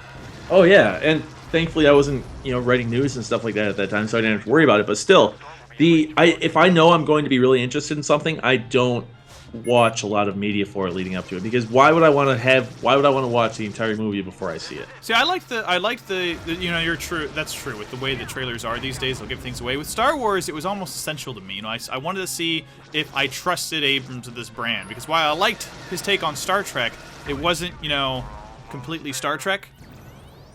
Right. That's another thing too, is I felt he did a really good job with the first Star Trek. Oh yeah, the second one was bad. Oh, the second one. Okay, the second one had a terrible story, but it was still a lot of fun to watch. Yeah. And his biggest mistake with the second Star Trek wasn't anything in the film. It was lying about it on Twitter before the film came out. Oh, about Khan? Yeah, about like the villain. He was like, "Oh no, it's not. It is." And so it's like it's so that was his biggest mistake. Man, hold on. I've seen plenty of Death Star fights in video games throughout the last 30 years of my life. This one looks super cool and super fun. It's and really super big. Cool. Because every other one's like, oh, you're doing the Death Star trench run. Oh, of course I'm doing the Death Star trench run. But this one actually looks really cool. This one's interesting. I mean, you're doing the trench run and you're doing the fighting. Like, most of them have a formula they fall, right? You take out the laser towers on the top until they're low enough. Yeah. And you take out some things, then you go and you do the trench, and that's it. This one's interesting because it has more structures than our norm. Like, there's these evade sections, which are okay. They're not the best thing in the world, but they're they're different. They're like, oh wait, this is a Darth Vader evade section. Oh my gosh. Yeah, because the Death Star trench is basically the Omaha Beach of for Star Wars. Right, like it's got to be in there. Yeah, but this actually looks fresh and new, and I applaud the developers for that, for not just falling back into old stuff that everybody's done before. It's that was funny. I used the targeting computer even though I'm supposed to use the Force. It was really good to play it this time just now because I played it at D23, the Disney convention, a month or two ago, and they failed. They set up the demo and they failed to calibrate their TVs for input lag. Oh. And so I was worried it was the game. It was this really terrible experience, and I'm like. Please tell me that it's better than this. And he says, I think it is. I don't know what's wrong. I was like, you got the input lag wrong. He's like, I don't know how to fix that. I'm like, well, good luck. People are going to have a bad time. Okay. So KPS 84094 says that they have enjoyed watching and listening to us. Thank you. We're glad that you're here, and thank you. We're here for the foreseeable future. And Undefeatable says that the only time he likes learning about movies beforehand is when there is a pre-story that they didn't see, like Mad Max. Oh yeah, sometimes that's important. And I could see that. I just needed to see the trailer to see that it was Star Wars, and it was very Star Wars. And so now I've avoided all the other trailers. Undefeatable also says... no, Yaddle, I'm sorry, I misread it. Yaddle says he never noticed that all the guns have orange safety tips. That's because they're toys. Oh. And toys have to have orange safety tips in real. So it's a tiny little detail that Disney Infinity does. It's been done across the other games, too. That's just really cool. I hate to drag you away from your friend here, but we've got work to do. I do. My thing is, I like the classic Darth Vader helmet, and I know that Darth Vader's helmet got a little bit of a redone or a reduce, and it was more symmetrical. But I never really got into it. It's like, oh, I don't like the new Darth Vader at all. I like the classic Episode 4 Darth Vader helmet. What do you mean they changed it? There was slight tweaks to the helmet, the design, like the face design, so it was more symmetrical. I can't pinpoint exactly what it was, but I know that there is a distinct difference in the looks of the from the 77 Star Wars to the whatever versions were after that. Huh, I'm not sure I ever noticed that. But I do like the Darth Vader design in Disney Infinity. That's a really cool take on it. It's weird. Let me turn that on. The webcam. I meant in game. I don't know what the figure is the same as in game, and it's like he's got much broader shoulders, as you can see. We can't play as him yet because I still don't have him unlocked. Good job, Sean. What? Why don't you have him unlocked? Because this is my first time playing this game, which is why I'm not so great at it. Worst. You should make that video window a little bit bigger. Yeah, we'll make that a little bit bigger. But as you can see, he's got a very broad shoulders and sort of a very angular design. His head looks a little bit too large, and it's funny to me because let's see, do I have him here? Here he is. Here is Anakin Skywalker. Spoiler alert, same guy. Oh, that brings something up. I believe it was Gaming Kate that asked, can you play as Anakin and Darth Vader in the same playset in co-op? I believe you can if you unlock them, because if you, oh my god, that's going to cause some heads to explode. Well, I mean, that's the thing, is if you unlock the characters and the coins, as long as they're Star Wars, they're game to play. Yeah. But I don't think... I haven't unlocked that, and unfortunately I can't show that because I only have one PS4 controller and one player here right now. Right. We have not asked Engadget management if it would make sense to invite my wife into play, because I don't think it would. So, wow, Undefeatable mentions that Vader's hand looks massive, and it does. Oh, the yeah. hand is the size of my hands, and I have big hands. He's got pretty big hands, and that's the thing that's about Darth Vader, is he's a bigger guy than Anakin Skywalker, and I'm not a very canon sort of Star Wars guy. But I mean, it's like kind of, I think, the implication that a lot of his body is replaced by machinery. He doesn't have his real hands anymore. Hey, Sean. What? Do you know what they say about guys with big hands? Big gloves. They're big gloves. They're good jugglers. Good jugglers, big gloves, big hearts. Yeah. I don't know why anybody thinks anything differently or dirty, because that's not the case. I just thought they gave big hands, the best high big fives. gloves. It makes sense. Tim, why do you bring this stuff into chat? Somebody mentioned the size of his hands. I have big hands. Big hands, big gloves. Do you actually, is it cold enough where you live to wear gloves? Dude, it's Michigan. What are you talking about? Look, I live in California, and the only thing I know is warmth and... Well, yeah, you get cold when it drops below 50 degrees. Oh, man, yeah, I hate it when it does that. When we were in New York last fall for Expand, I was like, man, I shouldn't have worn my pea coat. It's way too warm for this. And you're like, what are you talking about? I'm freezing. And you had on a wool jacket, too. And I was like, dude, I just came from Michigan. It's super cold. Oh, yeah. We can play as Darth Vader now. I just saw the coin. Oh, we need to do that. We're gonna, guys, for the last 15 minutes of the stream, if we can get away with it, we are no longer going to be canon. We're gonna be Darth Vader on Hoth. Oh yeah. Darth Vader is on Hoth and Empire Strikes Back. He's just fighting for the opposition after the rebels already leave. We're gonna be Darth Vader fighting the Empire. Bam. Oh wow.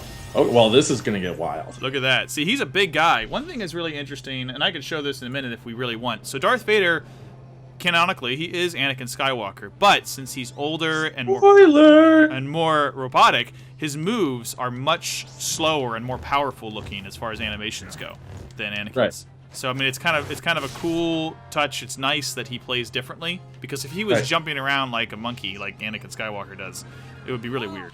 Oh yeah, I see what you mean by being slower. Yeah, he's more like, he's got this more powerful feel to him. He's still a little bit more flourishy than he was in the movies, but if you look at his moves, they're a lot less, I'm spinning it around and dodging like crazy. He's a lot more like that old, more kendo like fighting style that you see in the 1970s movies. Yaddle says that temperatures in the 40s are the worst, and that no buildings in California have decent insulation. Yeah, maybe that's why I tolerate it less. But it doesn't snow here, so just kind of a fact of life, man. Well, I remember there was this episode of Mighty Morphin Power Rangers, and that took place, I think, in Angel Valley or something like that. It was California. Some place that doesn't exist. Yeah, but Zordon did make it snow for the teenagers in Mighty Morphin Power Rangers. Ah, what a Christmas miracle. thing. Christmas miracle. Yeah. Zordon. Oh, Zordon. Oh, Power Rangers. So I hear they're making a new movie of that. Oh, God. You gonna go see it? You realize that we are of the age right now. You and I are both in our early 30s. We are of the age right now where our nostalgia is being mined for monetary purposes. Oh, yeah. Entirely. I've been meaning to talk to my parents about this and ask them like how they dealt with that, or if it even happened. I'm sure it happened at some point, right? I mean, a little bit, but I mean, like, not to the extent ours is. I will say that I was really angry that Ninja Turtles were still a thing and that they were kind of bought by Nickelodeon and turned into something else than what I remembered them being. But all of that jaded cynicism and angry guy faded away when I was walking through the store one day, and I heard a little girl with her mom in the shopping cart. She goes, Mommy, I want a Ninja Turtle. And I was like, you know what? I'm okay with this. I'm 100% okay with this I now. think the thing that's different about our nostalgia being mined and our parents is our nostalgia is still being marketed to children as well as us. Yeah, well, that's also like classic rock radio. That nostalgia is being marketed toward our parents as well as us. Right. Sort of. But now Except, classic rock radio has stuff from the 90s on it, so... I despise classic rock radio because they play the same 50 songs over and over again. Yeah, and you're not hearing anything new. Once you start actually getting into those bands, it gets really upsetting, Yeah. I'm glad it exists because it introduced me to a genre of music, or an era of music that I didn't know of. But it's like... like my favorite bands, their worst songs, basically, are what you hear on the radio. Yeah, oh yeah. Like, you never hear Four Sticks by Led Zeppelin or the Rain song on the radio. Right. Ever. Never. And like... But you will hear Whole Lotta Love 3 times a day. I mean, how frustrating, like, how frustrating must it be to be a DJ? A friend of mine, he actually did that. He had a guest spot. He is a local metal authority, and he is the same guy that's one of the local music critics here in Grand Rapids. Movie critics, rather. And he had a show on one of the radio stations. It was a classic rock station where he would play nothing but metal, like hardcore, like unsigned metal, like black metal, whatever you would want to hear. And that's what he played. And he said one of the best things about that, it was once a week. He said the best thing about that was going in and taking all of the freaking crappy Scorpions and Quiet Riot and the Led Zeppelin and Lynyrd Skynyrd songs you've heard every day of your life for the past 30, 40 years and replacing with stuff like oh crap, I can't think of any like black metal bands off the top of my head, but he would play black metal, and he said it was the greatest thing ever. Just getting rid of all of that stuff to put on what he wanted to play. It's harsh because it has since we're playing a Disney game, I like to call it the Frozen effect. It's not like it's a bad song, but it's ruined by overexposure. Yeah. You have, and so there's so many songs by bands I like that I just can't, I don't want to hear anymore because, like with Queen, like I'm so sick of We Are the Champions. Oh yeah, and then they'll do, we're gonna do a 2 for Tuesday, and then they'll play We Will Rock You into We Are the Champions. Like, you guys do that every other day of the week too. This isn't anything new, jerks. Right, and it's not even a unique song, and so every now and then they'll play something else, and you were like, wow, But like, who would have thought we could ruin Bohemian Rhapsody? Yeah. Well, I'm surprised that I didn't ruin Bohemian Rhapsody for myself, because there was one summer where I did nothing, where every day I would watch Wayne's World and Jaws every day, and then I would go about and start my day. But it started. Why would you want? You would watch Wayne's 2 World and Jaws movies a every day? Yeah, the same 2 movies every day. Why? Because I love those movies, dude. Stop judging me. I know, it just seems weird. I mean, that's a huge chunk. It's not judging the movies. It's just that's a Dude, huge. it was like 3 hours. That's a huge chunk of your day. You wake up at 9, you get done at noon, and then you're ready to go and do stuff. Man, that is so much time. I mean, I'm glad you had fun, but Every day for one summer vacation. why not undefeatable? Why not? What? Why? We don't ask why not. Ask why. Let's get an answer. Like Duke is right. It's like 4 hours of time. You know, that's that you can get a lot done in 4 hours. I mean, I guess I probably. Okay, dude, when you're 11, Oh, when you're 11. you don't have much to do on summer vacation. Well, I had things to do. Well, Mostly play Final Fantasy, but I did. I did play Final Fantasy. I was going over to my friends' houses, and we were playing RoboCop vs. Terminator and Streets of Rage 2 on Genesis. And Nice. Subterranea, which is one of the hardest video games I have ever played. Nobody I know ever got past the 2nd level. Oh, I need to get a new mission. Gaming Kate says she works at Build-A-Bear Workshop, and she hears Frozen a lot. Oh, man. I bet she does. Oh, so speaking of which, I was at the Apple Store before. That's why I was late. Oh, right. How did that go? Terribly. I want to hear all about The it. situation just has been terrible. So if you're not Terrible. familiar, to catch you up in chat there, Tim has purchased one of the new iPhones, and he's desperately trying to get his phone number assigned to it, but for arbitrary rules that don't make any sense, he's been told that he can't port his number to the same carrier he's already on, and it's impossible. Yeah, because I had a prepaid. I was on a month-to-month plan with Verizon, because I don't like being under contracts. I've never had a cell phone contract since I've had a cell phone, and it's not because of credit issues or anything like that. I just don't like being under contract. Right, you want to have that freedom. Yeah, I mean, I might not exercise the freedom, but it's nice to have it. And just the process has been a nightmare. I was told by store reps at one Verizon store, because I got in there 10 minutes before the store closed, that it was impossible to port my prepaid number over to a postpaid account, even though it was within the same network. It was a nightmare. So I went on Twitter and I just started venting, and a acquaintance of mine looped in Verizon and Verizon support, their handles, because I didn't do that. I was like, I'm just going to vent. I'm not going to address this and do that. Somebody else did it. So Then we went into a direct message conversation, and they said, long story short, okay, here's the phone number for customer service. I called customer service. Customer service, the first person I talked to said, you have to go back to the Apple store you bought your phone from and then return it, and they'll do the process over again. I said, that's not possible. And they said, why is that? I said, because that Apple store is in San Francisco and I live in Michigan. I said, that is an $800 trip. I was like, well, I don't know what to tell you. I was like, you can connect me to your supervisor. That's what you can do. And the supervisor said, all right, I explained the situation to him, and he said, okay, you can take that to any Apple store. You don't have to go back to San Francisco. I said, okay. So I did that. I get there. They port my number over, get that all set, and then I said, okay, now that this is working, I'd like you to make sure that my prepaid account is now canceled, because I don't want to get double billed. They did that. Problem was, they canceled the wrong phone number, and they ported my number over successfully to my phone. Then Verizon canceled it. immediately can't. Oh, wow. Immediately. I had my working phone, my old phone number on my phone for about 5 minutes. And now, like, they assigned a new SIM card and all kinds of madness. And you can only cancel an account twice in 24 hours, apparently.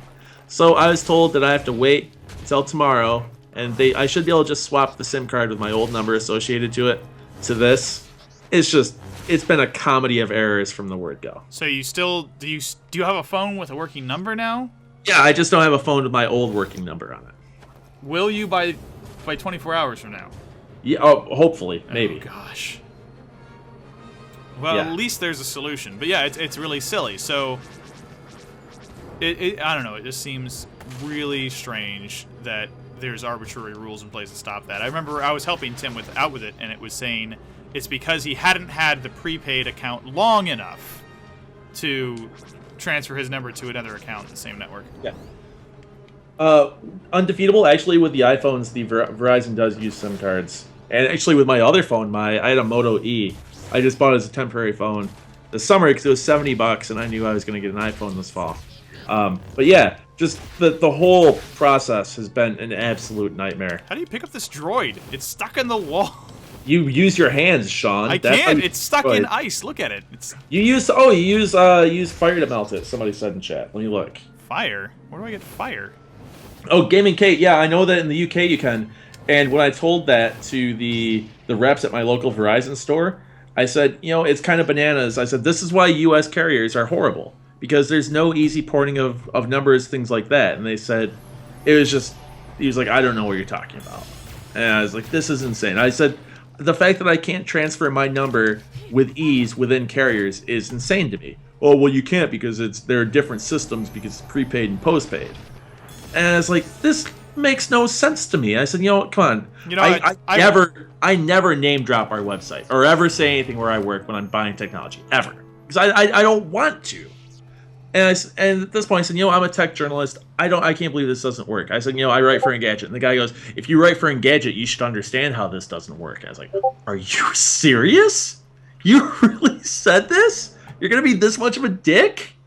Right. It's a problem. It's funny, too, because I've worked in telecoms, and it's like cell phone numbers are the easiest to port. Like, you can usually do it instantly, whereas if you try and port a landline, sometimes it'll take up to 3 weeks. Yeah. But I mean, that said, you can still port landlines to cell phones and vice versa, despite them being different systems. It's a pain, right, but you can do it. KPS says you need to use the little dish-looking thing to melt the ice. Oh, yeah! Melt the ice. And Duke is leaving us, so thank you for joining us while you have been here, Duke, and thank you also to everybody else. Because, Sean, it's almost time for us to sign off. We have a few minutes. That is true. It's about time for us to sign off. I'm sorry, guys, that I could not get that droid out of the ice, but we have 3 minutes left. What are we going to do? Look at Darth Vader? There he is. Well, so to go back, Duke asked me who my favorite new metal band was, or any metal bands I was listening to. This is not new by any chance. This is almost 30 years old, but Sean, are you familiar with the works of Metallica? Oh, yeah. Okay. That droid, it's trapped under ice. That's on Ride the Lightning. You are not as familiar with Metallica as I thought you would have been. Mm-mm. You are a monster. Okay, which track is that? Undefeatable. I don't know how I like 3D touch because I don't know how to activate it. I know nothing about how to use my iPhone. Well, we only got a couple minutes left, so let's pile these characters on to say goodbye. Yeah. They should. Oh, we can do. You know what we could look at? We could look at the concept art that you unlocked. Oh, yeah, that's a good idea. Actually, let's forget about looking at these characters. Let's go to. Actually, maybe it's under here. Is it under collectibles? Gaming Kate says we have good mobile stuff, but you have Twizzlers. That is true. We do have Twizzlers. We do have Twizzlers. I think the UK also. I'm told in general that Europe has much more affordable internet rates. Yeah, everybody outside the internet, like their dollars to megabytes per second download rates are insanely low. Oh yeah. Here we go. Concept gallery. Let's take a look at that real quick and get into Star Wars: Rise Against the Empire and see what we unlocked here. Look how awesome that Vader helmet is on the load screen. Oh yeah. Also, that load is fast. Dude, PS4 loads so much faster than the other platforms. But you are behind me. Or in general, because we've had some experiences with other games where it just did. Oh, for Infinity specifically. Okay. I mean, it's so much faster than it was on Wii U specifically. I mean, we're looking here at some really awesome looking Boba Fett artwork. I can't compare it to the figure because I don't have it, but it looks like it's drawn in pastels, and I love it. Here's the T-16 that we saw early in the stream. I love the T-16. Yeah, dude, like it was so cool when you were playing it because I immediately thought of my toy, it's Kenner or Hasbro. Or Playmate. I don't know who made it. Right, but it was a big toy though. I yeah. It was something that I felt like I didn't get to do it, but it's something that I would have wanted to hang from my ceiling. It was big enough to do that. I also have the Millennium Falcon playset. Oh, that was huge. That thing was huge. Look at the detail on this toy though. On the right, you can see the hinge that would be on an actual toy. One of these things that makes it look like it doesn't look like a video game vehicle, but it looks like a toy, which is the point. Yeah. You know. Yeah. Oh, Drunken Lamppost says it's 1 pound per megabyte in the UK. That doesn't sound right. Or 1 pence? It's a penny. lowercase. I don't. Yeah, 1 pence per megabyte. Pence is a penny. A pound is like $2, man. Okay. I don't, dude. I'm. You know how you were saying terrible, awful things about Japanese syntax? They weren't terrible, awful things. It was just the wrong word. You were saying terrible, awful things about Japanese syntax is me trying to discern UK currency. I hate you. That's where we are right now, Sean. We're gonna end the stream with me hating you. Is that how it is? Of course. Okay. Thank you so much for watching. Yeah, it's 1 pence. I'm looking at that now. That's what I said that You second. said a pound the first time. And then I said 1 pence.